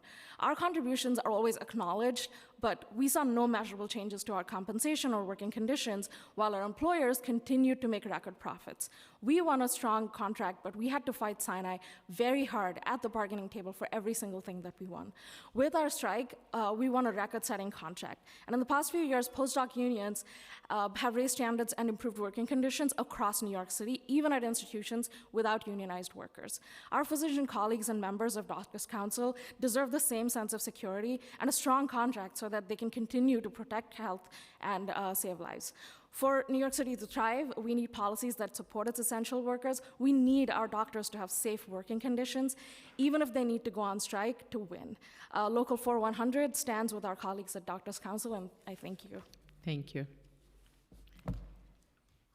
Shapiro? I'm Dr. Deborah Shapiro, I'm Dr. Deborah Shapiro. I'm the Chief of Rheumatology at Lincoln Medical Center in the Bronx, and I've come today to testify about the crisis in rheumatology care in the Bronx since the closure of the rheumatology clinics at Jacobi at the end of 2023. We're now into our second year of this crisis. My service at Lincoln has been directly impacted by the departure of 4 rheumatologists who all left Jacobi over a 3-month period because of arbitrary and disrespectful treatment by their hospital administration. The division at Jacobi was an active, thriving division with 2,000 to 3,000 patients receiving excellent medical care from 4 highly trained, capable, and dedicated physicians. The rheumatologists knew that their salaries were uncompetitive, but that's not the reason why the clinics closed. In about September of 2023, one of these doctors gave notice. I believe that was for personal reasons relating to her husband getting a job offer somewhere else. And of the remaining 3 rheumatologists, 2 had school-age children and 1 had a new baby. 2 of these rheumatologists requested flexible work schedules so that they could care for their children. The administration refused to allow them to change their schedules in any way and told them that they would have to resign unless they worked the normal 8 hours a day, 5 days a week schedule. One asked if she could work 10 hours a day, 4 days a week, to total 40 hours, and that request was refused also. Both of those 2 doctors then submitted their resignations. This left one doctor, the chief of rheumatology, Dr. Beverly Johnson, who also has 3 young children, and she told the administration that the situation was untenable and requested a meeting with the CEO. The CEO refused to meet with her, and Human Resources told her that it was insubordinate for her to request a meeting with the CEO. I will have to elide some of the chaos that ensued, but I knew that I would have more capacity at Lincoln to take some of their patients because we were in the process of hiring a new rheumatologist, Dr. Sharika Menon. However, the administration at Jacobi made no plan whatsoever for the continuing care of the 2,000 to 3,000 patients, and it was left to me, Dr. Johnson, and the chiefs of medicine and ambulatory care at Jacobi to scramble to find a place for these patients to go. The lack of concern for patient care shown by the administration at Jacobi to me is incomprehensible and disgraceful.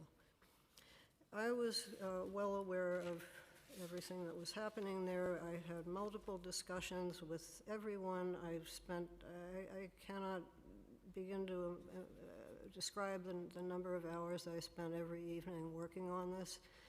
I applied for admitting privileges at Jacobi so that I could do electronic consults, which we call e-consults, to communicate with the primary care and other doctors at Jacobi. And I spent probably 2 hours every weekday evening after my normal workday doing these e-consults. Dr. Shapiro, can you summarize? Okay. Thanks.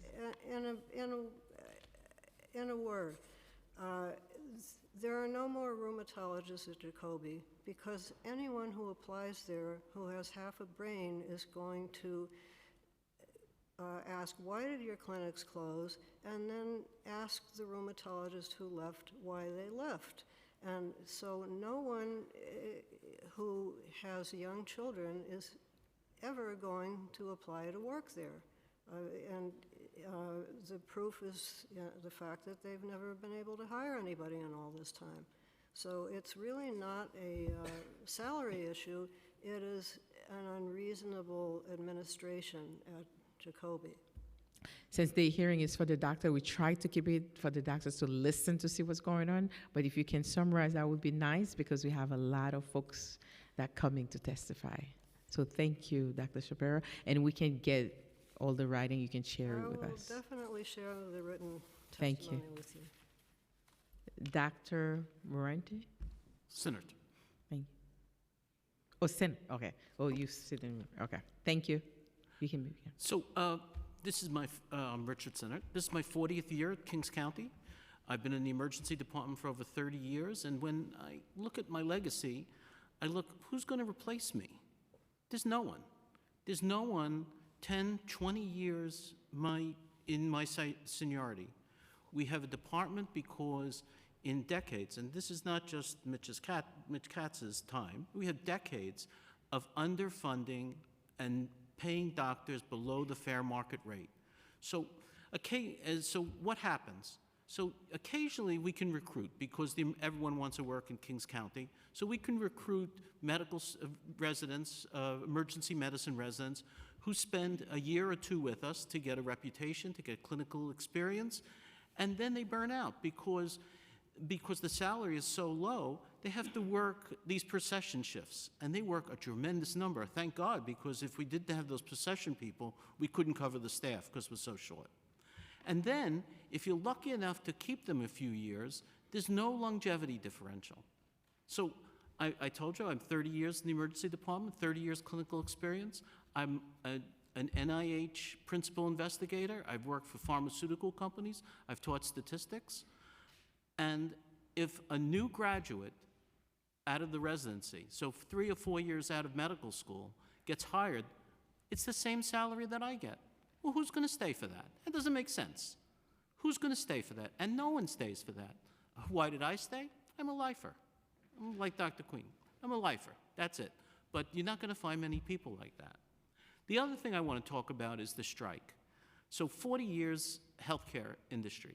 A strike is an anathema to doctors. To mention a strike was shocking. 16 months ago when we started bargaining, we talked about a strike. I was totally against it. Totally against it. How could doctors strike? I never heard of that. But think what they had to do to us to get thousands of doctors, like 2,500 doctors, to agree to strike. This is a big deal. And I think people don't understand that. And I understand it's complicated. Dr. Katz is right. It is complicated, but I've sat for 16 months every week at the bargaining committee. And you know what? It's complicated, but we're pretty smart. And we figured out many, many proposals and counter-proposals that were all rejected. Rejected by PAGNI. That's the affiliate, that's the main affiliate. And they rejected them so often that after a while, they just implemented the contract against our wishes. And that, even more galling, They implemented a contract that didn't address retention and recruitment. They took away CME. I mean, it's just a little thing. CME, vacation time, sick leave. People get sick. I work with COVID patients, flu season. Doctors get sick. They took away days of each of them. And then the most galling, if you work a procession shift, we just call it overtime, but a procession shift, the first hour is unpaid. That's crazy. Who gets unpaid? So these are just some of the reasons. What we need from you is when we were at the bargaining table, they said no to everything just because there wasn't enough money. They said the pot was just this big. It wasn't complexity. The pot was just too big. We need you to make the pot bigger. And that's what we're asking for. Thank you.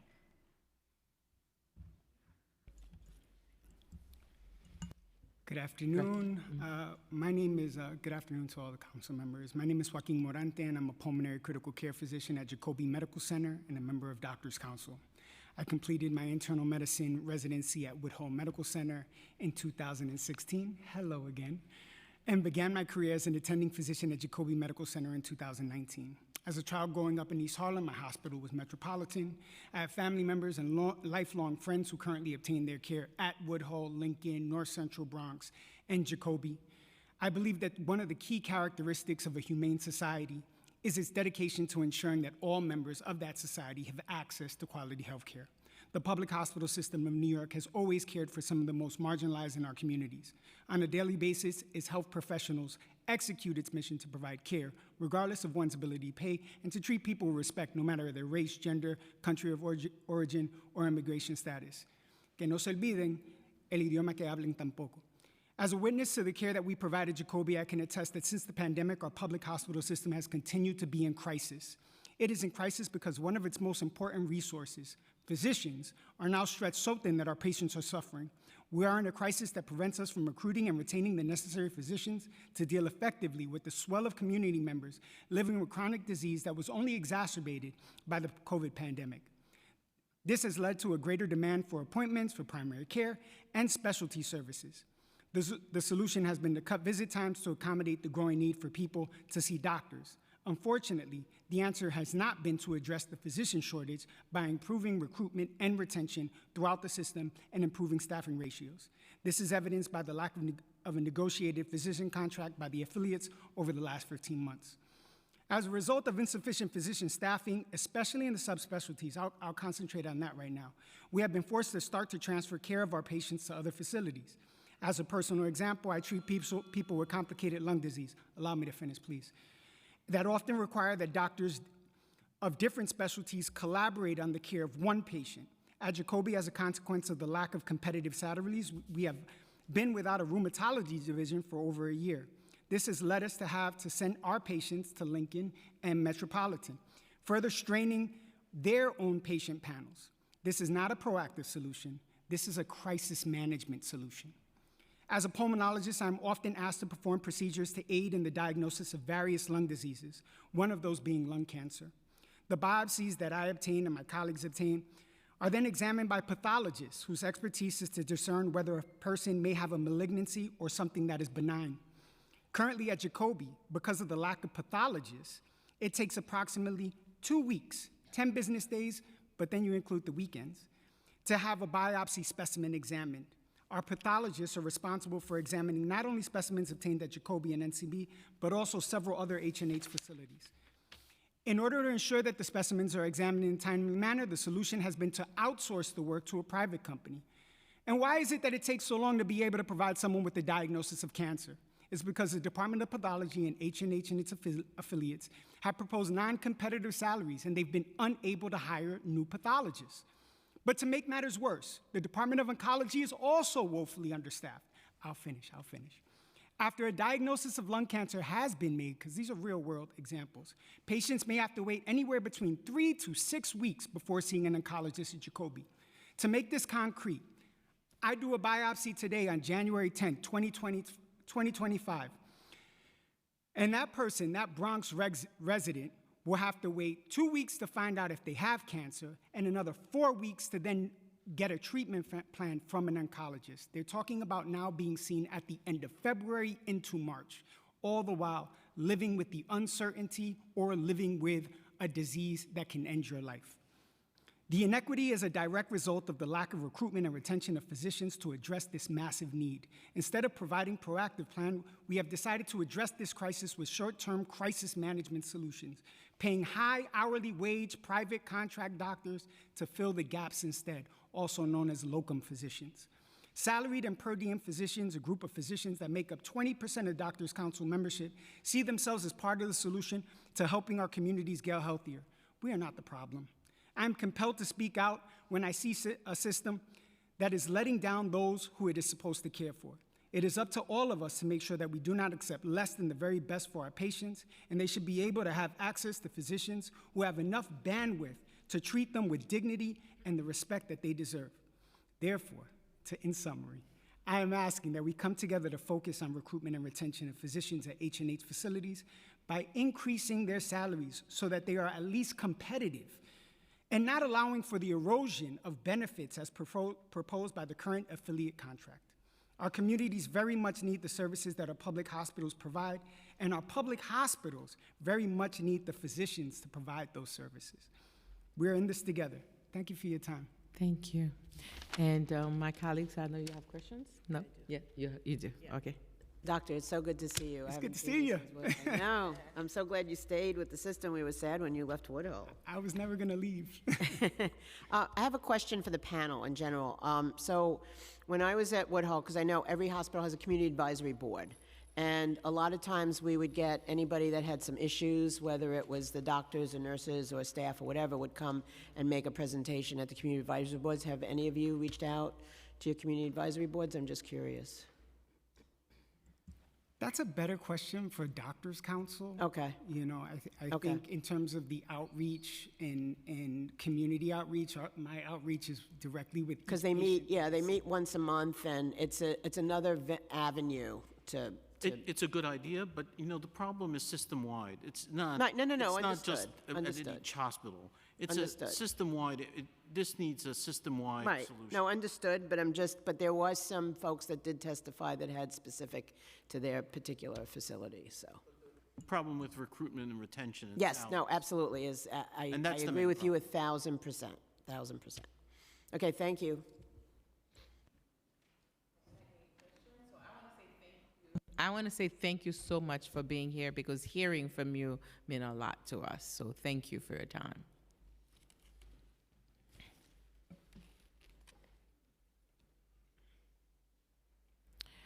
All right, the next panel is Arthur Schwartz, Earl Kemish, Dr. Maxine Aris, Elizabeth Jenny Vital, Laurie Lemberg. Okay, now, in the interest of ensuring that all witnesses have an opportunity, we're gonna have to stick to that 2 minutes. Please try.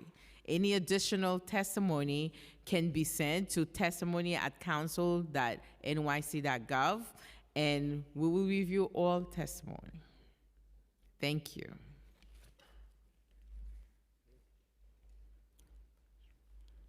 Dr. Schwartz? Yes, you may begin.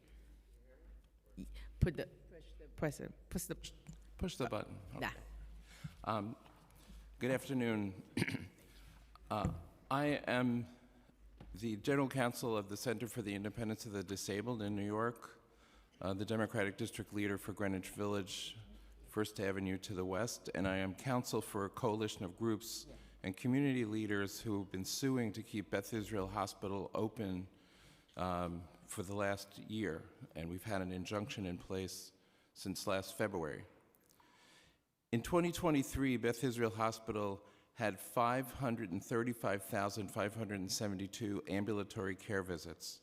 It had 139,582 inpatient days, and at the time it had 697 certified beds. It had over 65,000 visits to its emergency room. Mount Sinai bought Beth Israel Hospital in 2014, which was a profitable hospital, and they started stripping it down taking out maternity, neonatal, heart surgery, pediatric surgery, and many other departments. In 2017, they proposed that it could be replaced by a smaller hospital with 70 beds. A lawsuit slowed that down, which I'm glad to say I brought, and then COVID hit. During COVID, the income at Beth Israel increased from $725 million a year to $858 million a year. In 2021, Mount Sinai said that it realized the vital role that Beth Israel Hospital played in the community health of the Lower East Side, and that they were going to be investing $1 billion in rebuilding the hospital. But in 2023, they announced a closure, and they said we're losing $150 million a year. Of course, they were sitting on real estate worth $1.2 billion a year, and they started shutting it down. My complaint here, the reason I'm bringing this up in this hearing, is that we've gone through a whole process with Beth Israel, opposing it, challenging it with the Department of Health.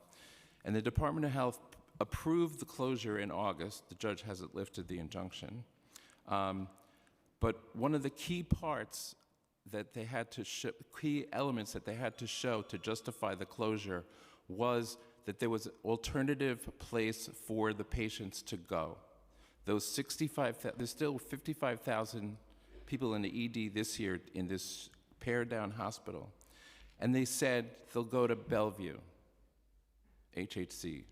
They said that Mr. Katz had agreed to take a $20 million grant from Mount Sinai to expand the Bellevue emergency room, which is already overloaded with patients waiting up to 24 hours just to get treated or to get admitted to a hospital which has a lack of beds.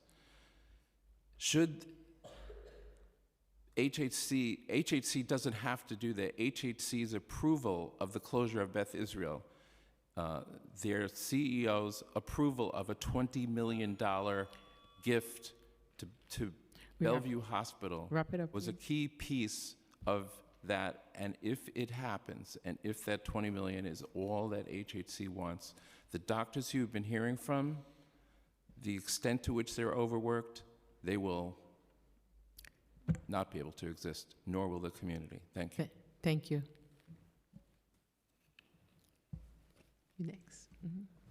Hi, thank you. My name is Earl Kimmick. I'm a community activist advocate that works with the Campaign for New York Health, the Coalition for the New York Health Act.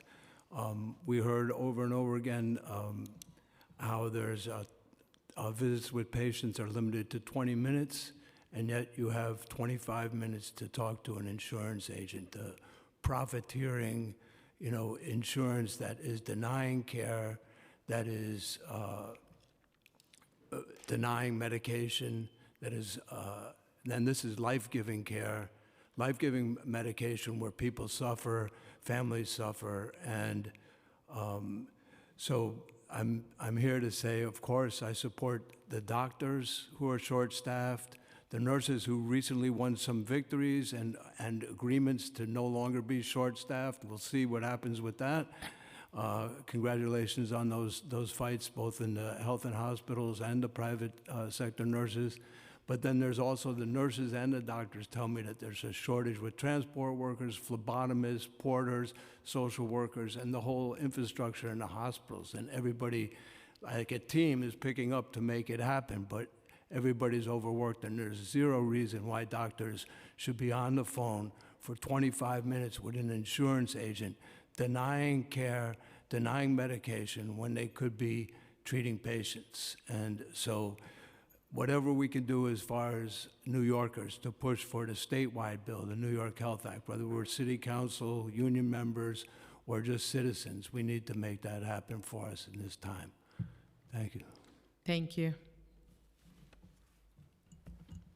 Hi, my name is Liz Jenny. I'm an infectious disease doctor at Jacobi Medical Center since 1990.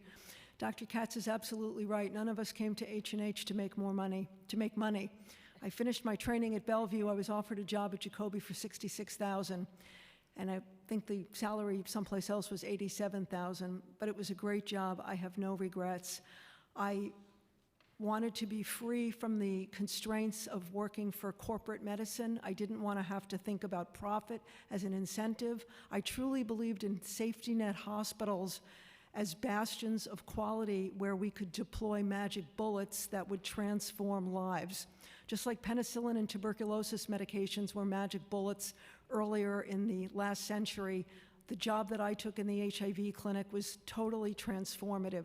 I didn't go to work there because I had any basic sympathy for the poor and the bedraggled and the disenfranchised and all the other afflictions that lead people to wind up with HIV. But I have to tell you, I learned so much. I became a much better person because of my patients. So, and I'm still living in the same Junior 4 that I lived in when I was a fellow. So I didn't even know that I was underpaid.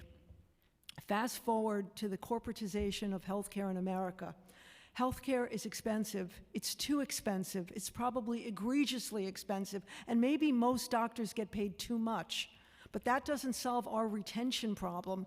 I cannot get the world to lower the salaries of other doctors in America to fix our retention problem, even though for me, salary is not the issue. The demands of the public, the expectations of the public, the promise that's made to people of healthcare is limitless. And frankly, I think the value of healthcare is probably a lot less than the cost. That's my personal opinion. So I ask, why is New York City in the business of providing healthcare? It's really expensive. Can we afford it? Or maybe the better question is, what is really the mission of a safety net hospital? Who are the intended beneficiaries? Because people with insurance, even people with not so great insurance, have other places to go. A lot of the people we take care of have no place to go. And they still can benefit from the magic bullets that we have to offer. And there are many magic bullets, not just HIV drugs, the rheumatology drugs, transform lives. People who can't walk or show their face in public or get through a day without having diarrhea have their lives transformed by these drugs. So what is our mission? Is it to provide basic health care? Or increasingly, is it to provide the kind of health care that reaps a profit? Because that's where healthcare is going. The things that are available are the things that make money. They're not necessarily the things that our patient needs. I know what my patients need. They need time, attention, love. I have a whole list of things, and our patients are vulnerable. You can share with us, but the time, Anyway, because we have a lot. maybe I've gone over my 2 minutes. Our patients have, many disabilities, the patients that are seen preferentially in the public hospital system. Cognitive, functional, language, literacy, psychiatric, insurance, et cetera. It takes a lot of time to take care of these patients. It's not necessarily profitable, but it does a lot of good. And I hope somehow we can solve this problem so that we can maintain a safety net and a mission, and we can still provide the services that our patients need. Our system is gridlocked. I cannot make a referral anywhere in my system. And I don't have a watch, so I won't go on. No, it's been over, but I was just listening. Thank you. Thank you so much for your time. Hi, I am Dr. Lori Lemberg. I am also at Jacobi. I've been there for 31 years. I'm a primary care physician. I also do inpatient medical consultation. And I just first wanted to correct, at least at Jacobi, and my clinic director actually verified with Metropolitan, we have 10 patients scheduled for our morning, and we have 9 in the afternoon. And the only reason it was changed from 10 to 9 was because we are only paid by PAGNI for 8-hour days. So if you work 9 hours, you are not paid for that additional hour. On our PAYCOM, it comes off as unpaid hours. So they dropped the 4:40 slot for those patients so that we can end at 4:30, although obviously our day is never done within 8 hours. Besides the additional with the new patients, the 40-minute to 20-minute, comes a whole much more in the back end between Epic and all the documentation that you need to make for every patient that you're seeing, going over their behavioral health issues, their if they're using drugs, tobacco, helping them with smoking cessation, all of the other issues that come in. It's all of the documentation that needs to go in, and then following up on your in-basket, and then making sure that your own patients can be seen in a reasonable period of time, which obviously a lot of us are booked out 6 months. So we don't have the ability to have them come back in a week or two or say, what's your one problem? Because most of those patients, the new patients, are coming. I've had patients moving here from other countries with medications that are not in our system.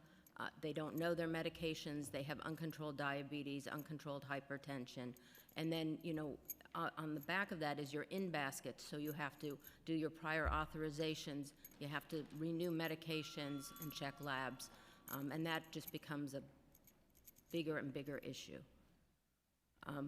Besides that, I'm here as one of the doctors that signed the strike authorization because we need parity across the system. We have a lot of the subspecialists, especially in medicine, that are very much underpaid and not getting marketplace adjustments. Primary care did get a marketplace adjustment, and our benefits were then cut, and then this contract was implemented without any fair negotiation. Thank you. Thank you so much. Thank you, everyone, for coming out. We appreciate your testimony. And we're looking forward to make sure the doctors stay in the hospital, not on the street. So thank you so much. I appreciate you.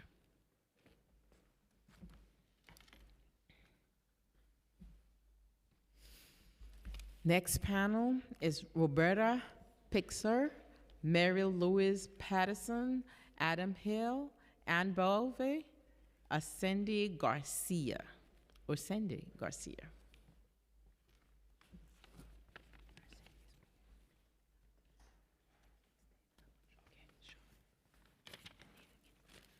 right?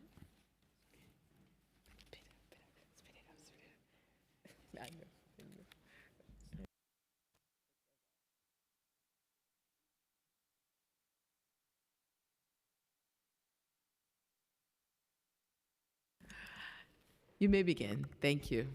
And try to keep the time because Yes, we have I'm a going lot to make more. this extremely brief. I think Okay. you've heard all the substance. Thank you. of the stuff Appreciate you. need. My name is Ms. Pixar, and I am here to support the doctors who work at the Health and Hospitals Corporation of the City of New York in their struggle to properly serve the people of the city and to be accorded the respect which they are due. I'm here as a citizen of the City of New York and one who has, along with many others, received excellent and thoughtful care from these doctors. That those who take care of us in our neediest moments should themselves be mistreated is appalling. I'm speaking also as a worker, and the mistreatment which these doctors are being accorded is not permissible. That they have neither job security nor benefits nor even sick days and are notably underpaid is ridiculous. To employ one doctor where four are needed, to have one and only one specialist on call 24 hours a day, 7 days a week, with presumably no relief in sight, is obscene. And to pressure these doctors to work this way is to practically demand that they make errors. So now I come to my points. How can we ask these doctors to take care of us when we treat them with such disdain? Or perhaps this is what the Health and Hospitals Corporation and the City of New York are trying to say, that those who take care of us do not matter, precisely because we citizens do not matter. In conclusion, and this is simple, the problem seems to be money. But money can always be found for what is considered important. Thus, the question is, are these doctors considered important to the city and to the people of the city? Are the people of the city important enough so that the doctors who serve them will be properly treated? I leave it to you, the council members who work for us, to answer that question. Thank you for your testimony. Yes, ma'am. There we go. Are you able to hear me? Yes. Excellent. Hi, my name is Osendi Garcia. I am a community organizer based on El Barrio, the east side. I have quite a bit of a long story, but I started advocating for our houseless and transient community since 2014. In 2019, when the death rate for the flu was about 16,000 a year, I went to the public advocate's office to explain and try to get a better idea of the kind of support that our most vulnerable were getting at that time.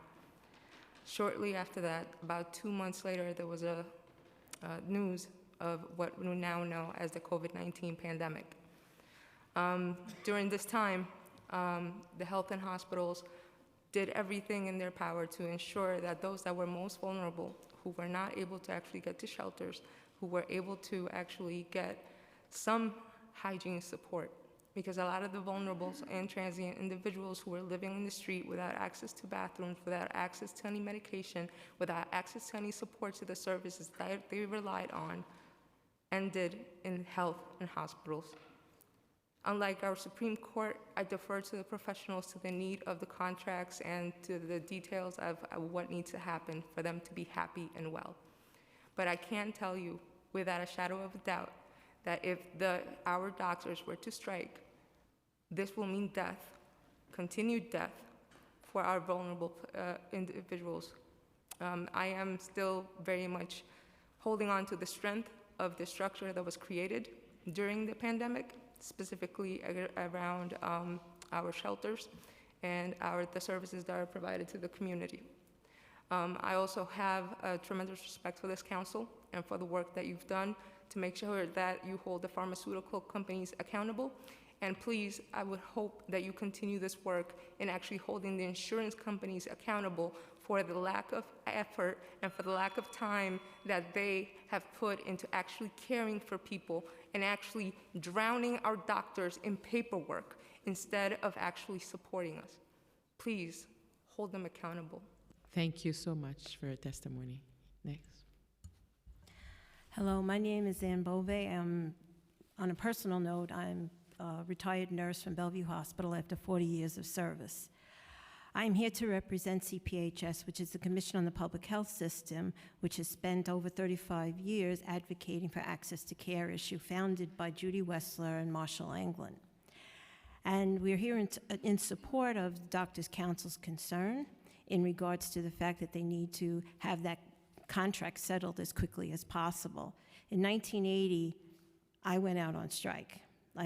Taylor law was invoked, and it was a very difficult. I was a young nurse. I followed my seniors. So I know how difficult it's a decision to make, and you don't want to do that. It was a different time, different collaboratives there. So anyway, but my concern is statistical analysis, all right? What the commission's concern is statistical analysis.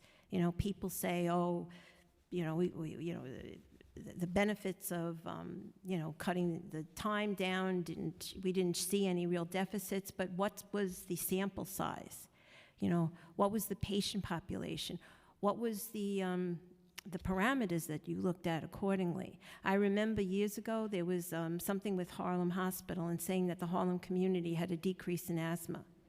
The reality was they looked at only hospitalizations. When they did a door-to-door, they actually saw a massive increase, so that you can only guess that it was the Triborough Bridge as well as the bus terminals that was part of the reason you saw that incident. But they were doing better at secondary care. So the concern is making sure that you have adequate statistics. I can't imagine that 20 minutes is going to help, not even the HHC population, but populations in general, because if a patient tells you something is wrong, you have to go into it. You can't just say, okay, we'll just look at that issue.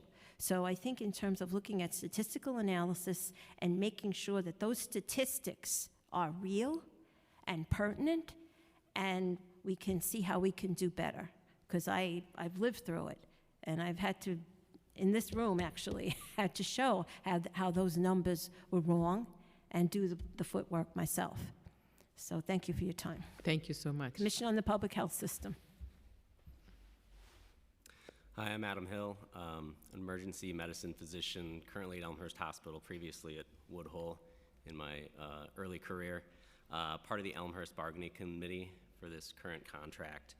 I'm here to speak a little bit on the lack of adequate funding for physicians. We've talked a lot about recruitment being key, retention being key. I'm not going to talk about that, but one thing that Council Member De La Rosa mentioned, asking Dr. Katz if he had any examples of ways that they've been able to improve recruitment in other agencies within H&H, but also outside, and they have. Within H&H, they got better contract for the nurses, and he said himself, 3,000 nurses hired. The physician assistants got a better contract. I work at Elmhurst. We haven't lost a physician assistant in years now since we have this new contract. The same thing can happen for our physicians. He talks about market wage. We know we're not going to make market wage. The physician from Kings County, he knows he's not making market wage. We know all this, but what we're asking is that we need to have a funding for competitive wages that are at least comparable to a degree with the private profit-driven hospitals that all doctors are going to have to figure out where they take this mission. And I believe in the mission, but a lot of new doctors, that mission might only get them so far.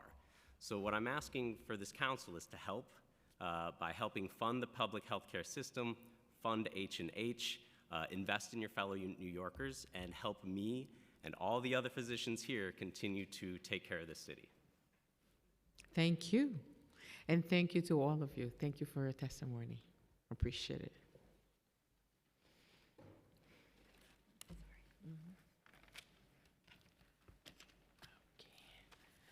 Next panel is Nozomi Akuta, Nicole DeNoce.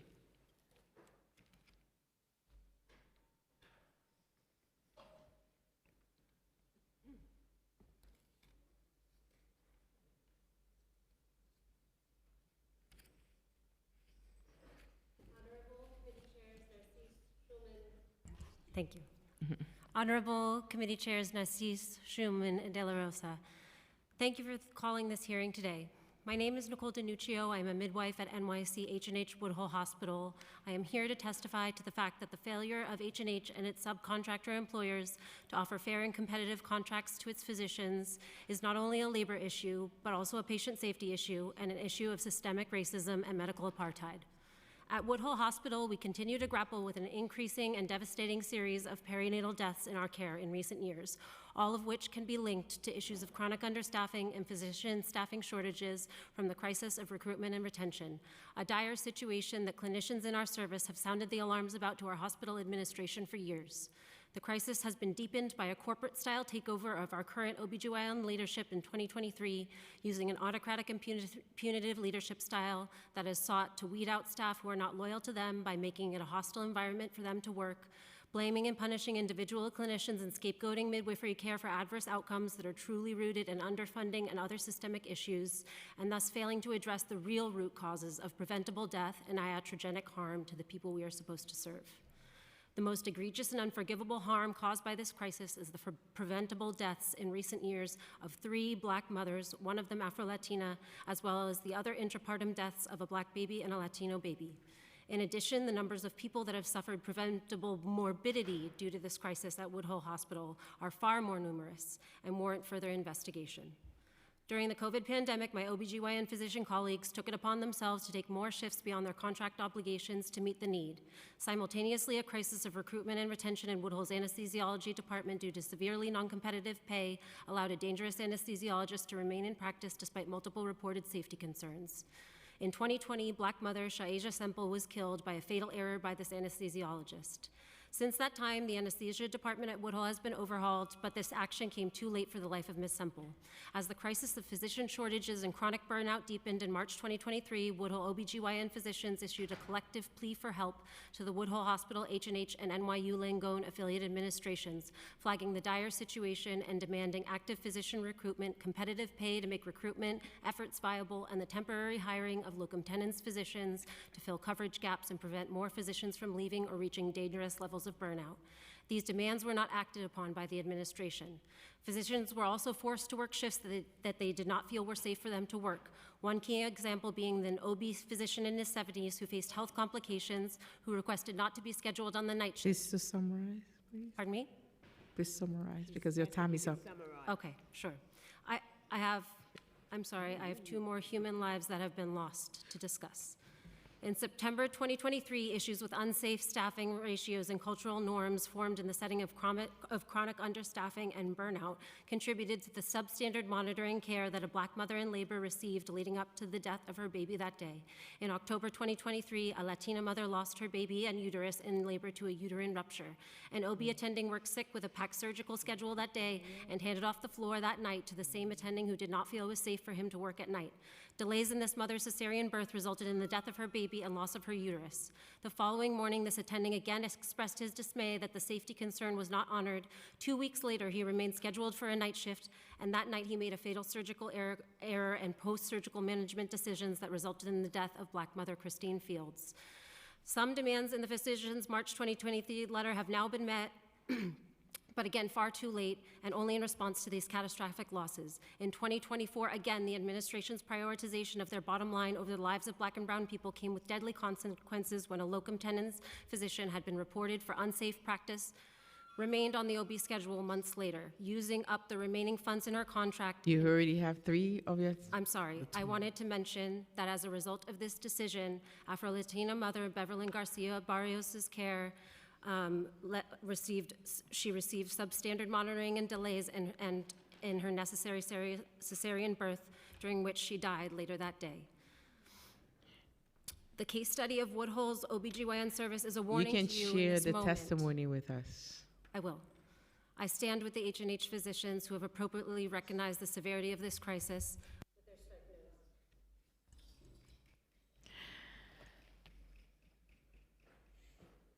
Thank you for the testimony. Now we thank you to all of you who came here to share your thoughts and experiences today. If there is anyone in the chamber who wishes to speak but has not yet had the opportunity to do so, please raise your hand and fill out an appearance card with the Sergeant at Arms at the back of the room. Seeing no hands in the chamber, we will now shift to the Zoom testimony. When your name is called, please wait until a member of our team unmutes you and the Sergeant at Arms indicates that you may begin. We'll start now.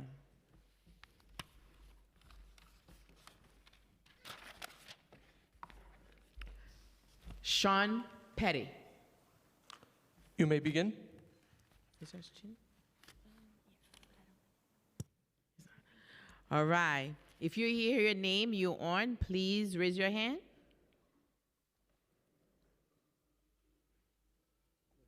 Is that? Yeah, he's not present. Okay. We're moving to the next.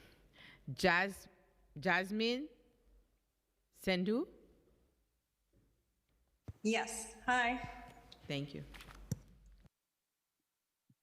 Sorry, just give me 1 second. I am a hospitalist at Elmhurst in Queens. As a hospitalist, I deal with patients in inpatient hospital setting. I started practicing since 2020 during the peak of the COVID pandemic, which Elmhurst was the epicenter. I have watched my colleagues work long hours every day, desperately trying to save as many lives as we could. We hardly took any breaks with low resources, but the community needed us and we did not hesitate to help. Many people quit during the pandemic or retired early. I hoped as the amount of COVID cases started to drop, we would finally get a break because we were so burnt out, but we did not. The volume patients did not decrease, and those who stayed were overwhelmed by this volume. This is severe with the subspecialties, which include endocrinology, rheumatology, infectious disease, psychiatry, hematology, and oncology. Because of the uncompetitive salary among these subspecialties, many have left, leaving unfilled vacancies. I had one colleague who loved working at Elmhurst, but he had to leave because he was working overtime almost every day. He had a newborn at home and left because he had to help support his family. The subspecialties work in the hospital and in the clinic, splitting their time between the two. The lack of staff is so severe that some departments are left with one physician, and when that physician takes a much needed break, vacation, we don't have that service available. This impacts my work and my patients' care directly. At times, consults are delayed because they're so overwhelmed by the volume of patients they are seeing in clinic. And because the clinic is overwhelmed, patients are waiting for months to see their provider. Those with severe chronic illnesses can't wait that long and end up in the hospital. Something simple that could have been managed outside the hospital ends up in the ER because the patient is in severe pain or an acute crisis, impacting their daily function. Doc, I can't go to work. I'm in severe pain. I can't wait for the Your clinic. time has I have to come expired. to emergency. Thank you. You can summarize it. If you can finish in 2 sentences, please. Basically, it's very frustrating to watch patients who could have been managed outpatient. It's a couple of $100s for a clinic visit, and they get admitted to the emergency room. And hospital admission, it's going to be a couple of thousands of dollars. So it's a high cost of healthcare with low poor outcome. The main thing is you're going to hear recruit, retain, and respect. That's what we want. Thank we you. want a competitive salary to recruit. We want to retain the great physicians we have, and we want to respect with good faith bargaining. Thank you so much. Thank you. The next person online is Peter Lovrick. You may begin. All right, Peter Lovrick. Nope. The next, Sean Petty is back on? Sean Petty. Is it Sean or Jean? Hi. Thanks for hosting this hearing, everybody. My name is Sean Petty. I'm a pediatric emergency room nurse at Jacoby Medical Center. We're the only pediatric trauma center in the Bronx. I'm here to support my physician colleagues. There's no better humans that I have had the pleasure to work with than my fellow nurses and my fellow attending physicians in this department. They would not be here if this fight were about if this fight were just about money. They wouldn't be at Jacoby for all the time that they've been, and most of my attendings have been there for 5, 10, 15, 20, 25 years. And things are on the brink of disaster, both in the inpatient and the outpatient setting. I really, all due respect to Dr. Katz, and there's quite a bit of respect that I have for Dr. Katz for a whole host of reasons, but he's painting far too rosy of a picture in terms of what the actual issues are, what the nature of this crisis is. And really it comes down to, he pointed out some of the obvious things about how there is a profound crunch about the patients that we need to take care of. And there is a funding issue. But the reason why this struggle, their fight, and if it comes to a strike, the reason why that strike is necessary is because somebody needs to draw a line. The question of the previous testimony mentioned medical apartheid. How this plays out in terms of the examples the sister used for the deaths at Woodhull, the other issues we have across Your time has expired. the system Thank you. with medical apartheid. These need to be addressed head on. Please wrap it up. These physicians are leading the fight in that right now, and their demands need to be respected. Thank you. Thank you so much for your testimony. Peter Lovrick? No. Gray Ballinger? You may begin.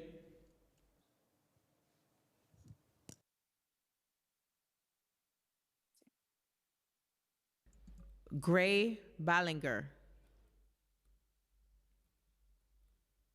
I guess. Sorry. My name is Gray Ballinger. I am a primary care physician at Queens Hospital Center. I would will post my full remarks in text. I would like to read one paragraph from my statement and introduce to you the 22 patients that I saw yesterday. Don't worry, together. These are intelligent, hardworking, and compassionate New Yorkers, and they face incredible barriers to care. One size does not fit all in this city, and what works in Coney Island or at Metropolitan in those boroughs does not work at Elmhurst or Queens, the two sister hospitals of Queens. I did a personal straw poll of, I believe, 40 of my patients, all chosen in sequential order, and I determined that 65% of my patients are functionally illiterate in English at an 8th grade level. 60% of them, that's 60% in English, and then 65% illiterate in 8th grade level in any language. 35% of them are with a formal translator. Our no-show rates are very low because these patients have nowhere else to go compared to what I've heard Dr. Katz describe. These are individuals who cannot read their clinic discharge paperwork or their prescription bottles. They can't read a letter notifying them that a mammogram or a pap smear was abnormal and showed evidence of cancer. They need our time, our attention, and our teaching. We owe them better. Thank you. Thank you for your testimony. The next is Yoganji Malhotra. If I butcher your name, you can correct it when you come in.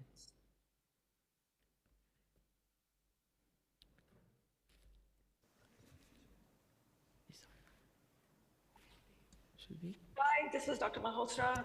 Can you guys hear me? Yes. Thank you. Oh, thank you. Thank you so much for letting me speak. I'm sorry I'm in my car because, anyways, doesn't matter. I'm not going to take that for my 2 minutes. I'm here. I'm a neonatologist at Jacobi Medical Center. I've been here for 7 years, and I truly believe in the mission. This is where I found my wings. I came from Yale and Monty and came to Jacobi, and I was truly happy to find my home at Jacobi. I've taken pride for the longest time in mentoring the next generation and believing in being the living example of showing what the best job in the world looks like. I've been caught many times saying that I had the best job in the world because I absolutely love what I do. And I work with most amazing colleagues who I believe are my friends.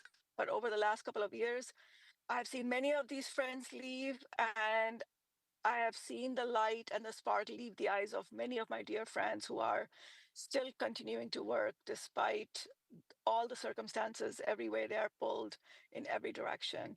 I implore all of you on behalf of my part-time colleagues who make themselves available 24/7 without payment because they are covering the only level 2 pediatric trauma center. My psychiatrist friend who I try to stop in the hallway, and she's always running because she is trying to take care of the inpatient psych unit staffed by 4 physicians instead of the 12 that are supposed to be there. They're trying to recruit and cannot recruit, and they are trying to retain but cannot retain. So they are there, or trying to care for 30 patients in a day in a psychiatric ED, which is very, very scary to think about for me. Or my very pregnant friend who is now just finishing covering her week-long neonatal ICU shift and now has to come back at night to cover Thank you. Time's expired. mid-level provider shift. In summary, I would really thank you for your time, and I support everything that has been said so far about this. Thank you very much for your time. Thank you for your testimony. The next one is Deborah Lynn Berger. Deborah? Yes. Thank Yes. you. Can you hear me? Yes, we can. Okay, hi, my name is Deborah Bergen. I live in New York, in Manhattan. I'm here in support of the members of the Doctors Council, the attending physicians at the HH hospitals, because I am an ex-staff member of the Doctors Council. I worked there from 1987 to 1991 under the leadership of Dr. Barry Leibowitz. And while I was there, I represented the very same physicians at the hospitals that are under siege now. And I organized the doctor as the lead organizer for the doctors at Coney Island Hospital. I'm retired from the labor movement in New York now after 30 years. But having represented the attending physicians at the Doctors Council, I know firsthand the dedication that they have and the level of expertise that they bring to their patients every day. They face much more rising living costs than they did when I represented them in the 87 to 91, longer hours, increased stress, and more burnout due to chronic understaffing. That is why it's so important to recruit, retain, and pay these doctors fairly. So in closing, I must state, knowing that one of the city negotiators here actually represented the members of the Doctors Council at one time, if the city truly cared about providing quality care to some of the most vulnerable New Yorkers, it would start negotiating in good faith and do all it can to ensure H&H and its affiliates invest in a fair contract to these physicians. Thank you for your time. Thank you. The next person is Osvaldo Garcia.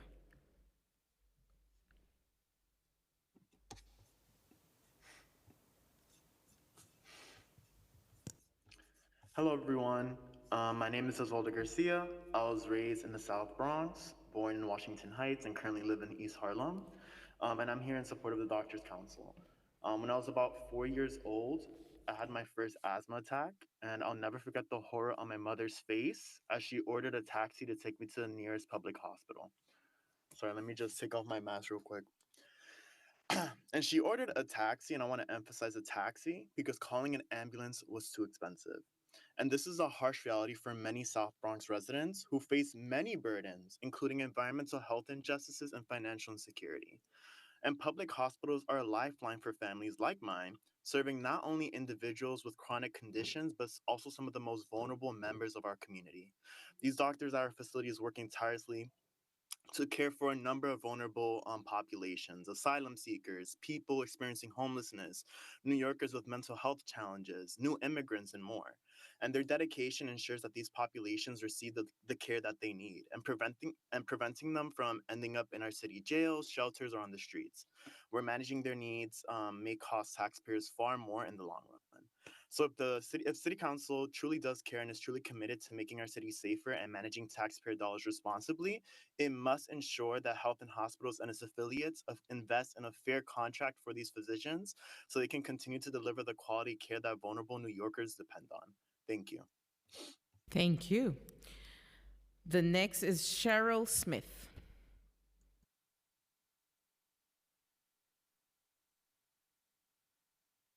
Good afternoon, everyone, and thank you for the opportunity to speak. As stated, I'm Dr. Cheryl Smith. I'm a primary care as well as an HIV expert. I saw my fellow colleague from years back, Dr. Jenny, there, as always, fighting the good fight. Attendant physician at Sydenham with Gotham Health Center. I began my medical career 30 years ago, training at several New York City H&H facilities such as Jacoby, North Central Bronx, Bellevue Hospital. I have dedicated my career to ensuring that New York's residents receive high quality healthcare services. Throughout my years of service, particularly during the devastation of COVID-19, my colleagues and I have consistently gone above and beyond to meet the needs of our patients. However, the healthcare providers who supported our city during its most challenging times now find themselves overvalued, undervalued, and underserved by the very system they work tirelessly to uphold. One critical issue is the chronic understaffing of both physicians and frontline administrative staff. The persistent shortage places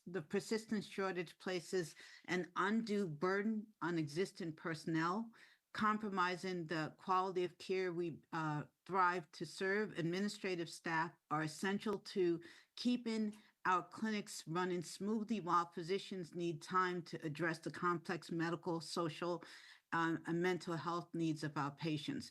Additionally, the reduction in new patient appointment times from 40 minutes to just 20 minutes only exacerbates this strain.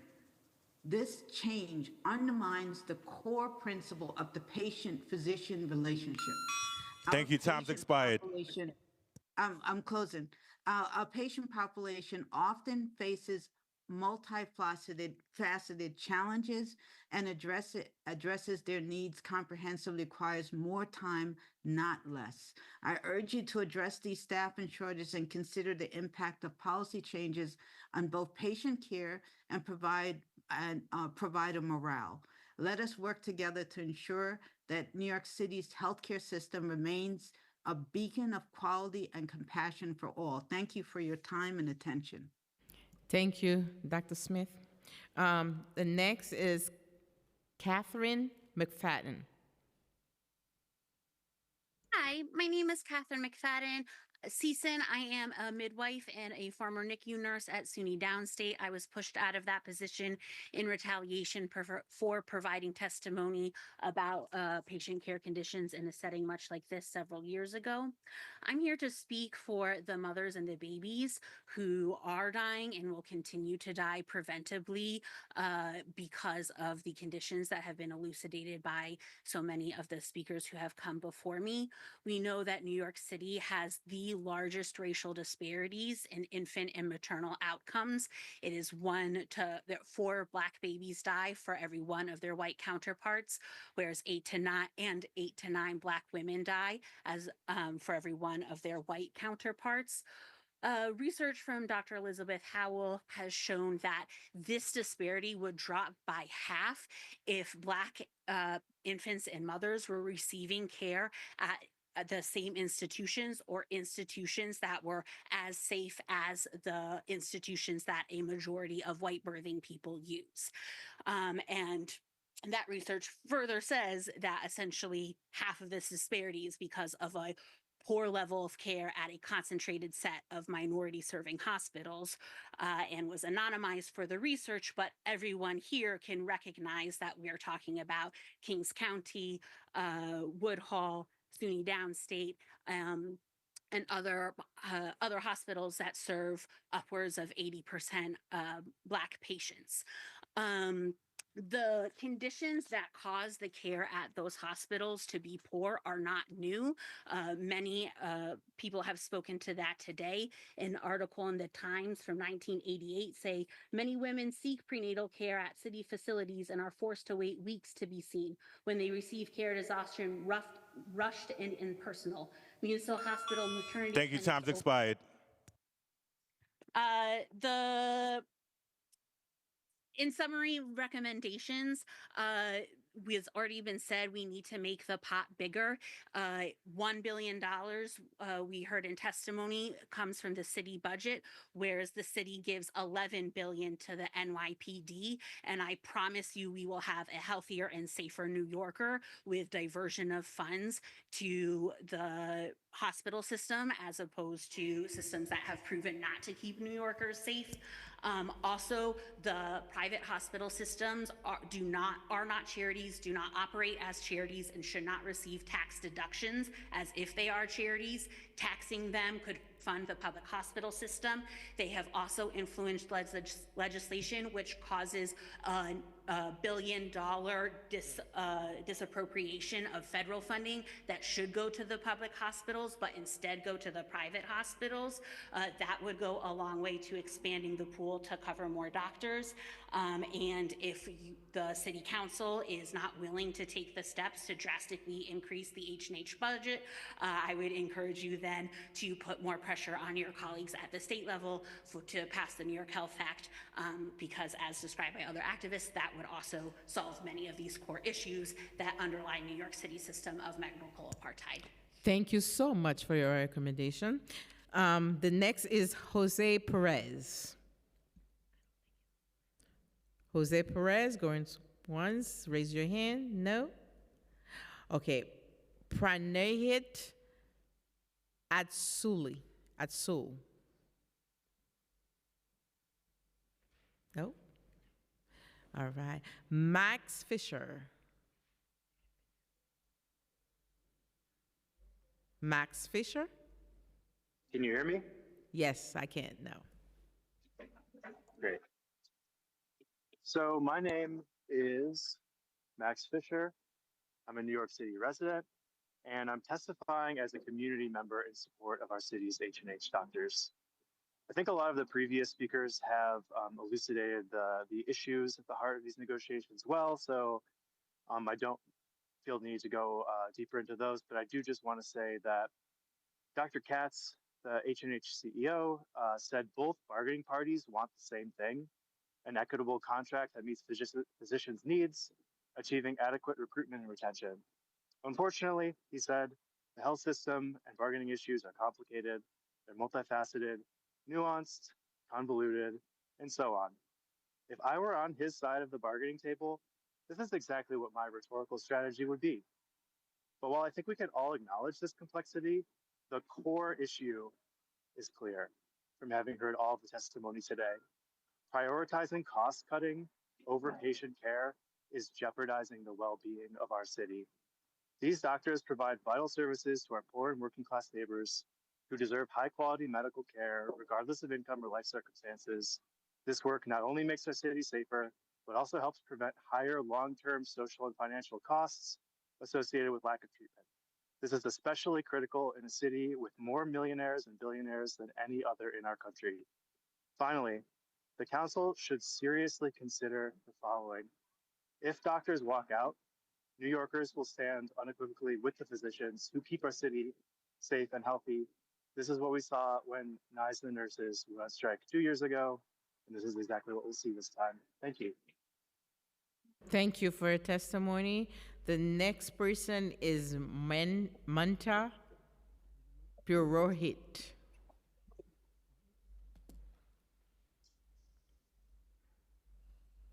Manta? Can you hear me? Sure. Sure, thank you. My name is Mamta Mamik, and I'm a member of the OBGYN department at Jacobi Hospital. And I'm speaking on behalf of the OBGYN department that, the conditions of the work conditions are so difficult that there's difficulty in recruiting enough number of OBGYNs, leading to having them perform many calls and then having to have burnout as a consequence, and then a lot of people leaving. So there will be a mass exodus if this problem is not addressed urgently. In addition, I also want to voice my concerns for the primary care doctors who brought up their issues of recruitment and retention, and also the working conditions, because seeing a patient that is supposed to be seen in 40 minutes, in 20 minutes, is very hard task. Not only are you seeing a patient, not only are you getting a history, you need to review their past medical history, you need to review their charts, their labs. It's a very difficult condition. In addition, if you have language barriers, I doubt that people are able to really thoroughly do that in 40 minutes. So reducing that amount to 20 minutes is, I think, not a wise thing to do. The thing to do is to recruit more doctors to be able to see these patients and to help cut down on the waiting list instead of cutting down on the time taken to see these patients. Thank you very much for listening to me. I appreciate it. Thank you so much. Now I'm calling Manta Purohit. Manta Purohit. Are you on? No. Okay, next is Oluwakimi Adejoke. Hi, can you hear me? Yes, I can. Hi, my name is Oluwakemi Adegoke. I'm one of the OBGYN providers at Jacobi Medical Center in North Central Bronx. And I just wanted to say thank you for my midwife colleagues who testified today about some of the hardships that we have been facing at least as OBGYN providers. Our patients are very, very medically complex, coming from all over the world to seek care. And since we are personally down for OBGYNs at Jacobi Medical Center, we are often double and triple booked trying to see these medically complex patients. I know that Dr. Katz mentioned before about, offloading things with PAs and nurse practitioners and midwives. We don't actually have those either. I personally participated in a protest outside of Jacobi Medical Center because our midwife colleagues have not had a contract in 2 years. So I just want to say that we need to recruit the best and the brightest and more experienced providers at Jacobi Medical Center to offset the horrible, maternal mortality that we have at our Black and Brown population. So cutting our benefits, including our vacation, sick time, making us work an extra 10 years just to have 4 more days of sick time, slashing, not giving any compensation for seniority is not going to recruit the brightest and best people to take care of our very complex patients. That's it. Thank you, doctor. Thank you for your testimony. The next is Robbie F. Short. Short? No. Yes, no. Okay, moving right along. Next is Mosirajum Munira. Sirajum Munira. Oh, you cannot find me. Sirajum Munira. Okay. Ahmed Amir. Ahmed Amir. Can you see Ahmed? Yes, hello. Thank you. Hi, good afternoon. I'm Ahmed Amir. I'm a ER physician at Kings County Hospital. I'm just going to keep it brief and just add on to some of what my colleagues were saying by just kind of telling you a brief story. Last month, I saw a lady in her 60s that came in with very high blood sugar, not feeling well, vomiting. She was diabetic. Turns out she had a very bad diabetic emergency called DKA. She wound up getting admitted to the hospital on IV fluids, insulin infusion, spent a couple of days. Luckily, fortunately, she made it out.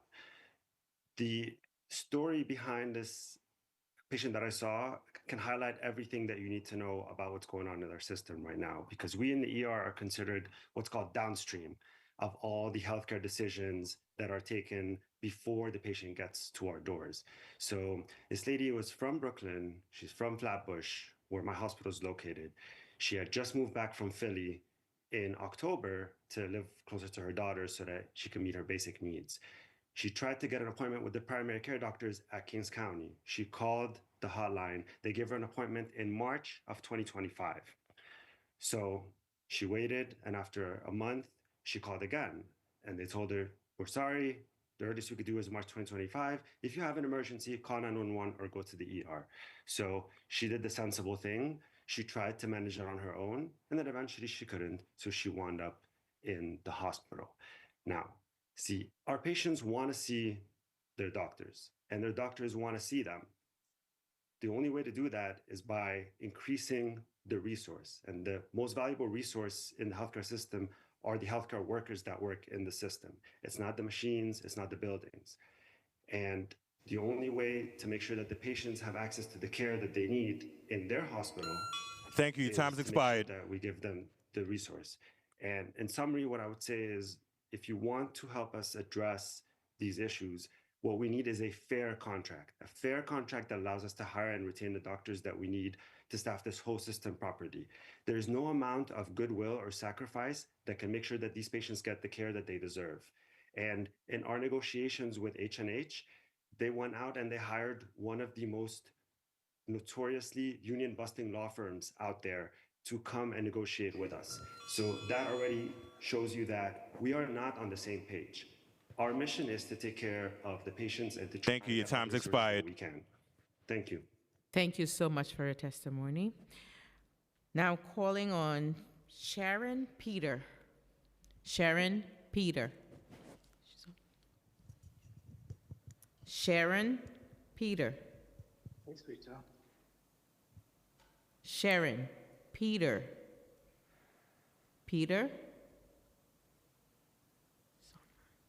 Can you hear us? If you can hear us, put your hands up, please. Put their hands up. So, I have 3 Sharon Peter, apparently. So one of you, can you raise their hand? There's no hands up.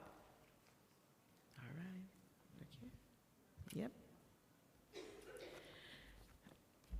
So I'm making the final call for Peter Lovrick, Jose Perez, Pranajit Adsu, Menta Purohit, Rabi Short, Mos Sirajum Munira.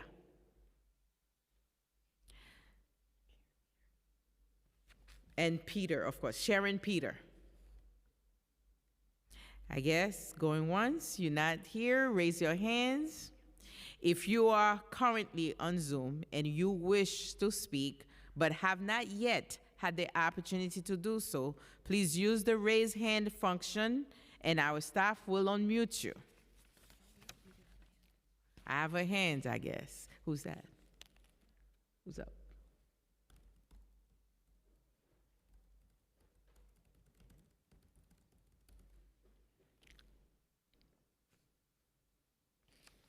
Use the raise hand function and our staff will unmute you.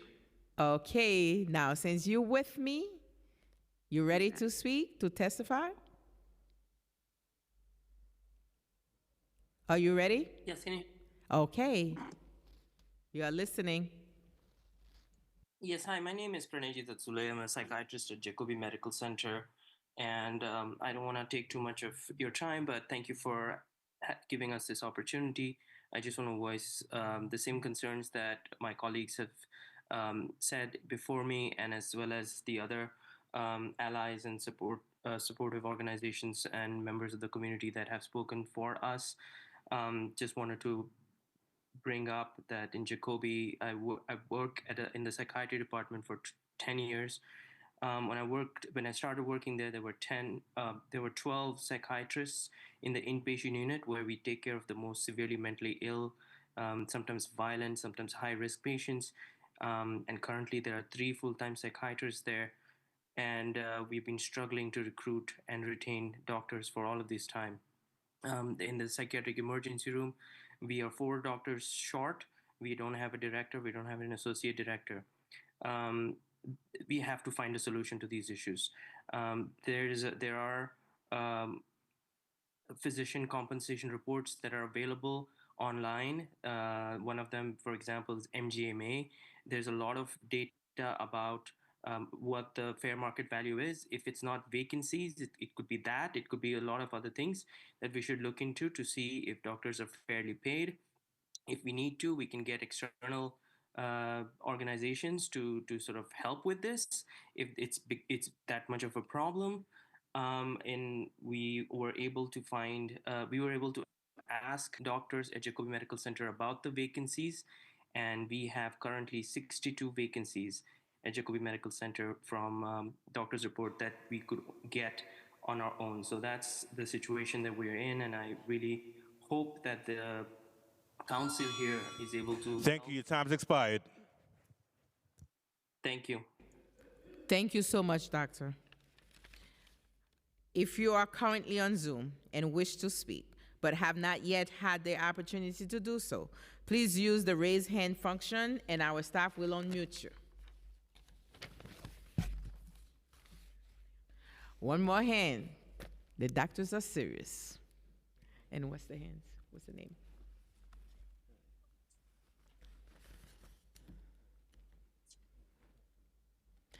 Since you raised your hand, can you unmute? Can you hear us? Dana? Hello, Oh, can you hear Anna. me? Okay. You can hear us? Yes, I can We hear are you. Can you hear listening. me? Thank you. Great. My name is Dr. Anna Laveris. I am a trauma surgeon at Jacobi Medical Center. And I've seen firsthand the impact that the lack of multidisciplinary care really has on our patients. You've heard from my colleagues, and there are critical gaps in specialties amongst my colleagues. And trauma care requires a team of diverse specialized professionals working together. And without the support of that team, we really can't provide the level of care that our patients deserve under this essential level 1 trauma center at Jacobi Medical Center. Our talented colleagues are leaving around us, and we're struggling to recruit new expertise that helps us take care of these vulnerable patients in some of the toughest times of their lives and for their families. And really, those gaps in care directly harm.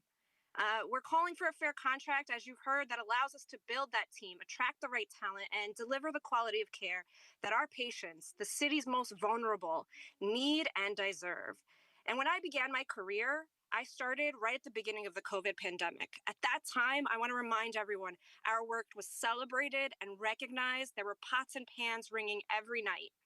And I think that what you've heard and what you know of our work, we deserve that same respect and support to continue fulfilling the mission that we signed up to fulfill. Thank you. Thank you so much. And work in the ER, I know what you're talking about.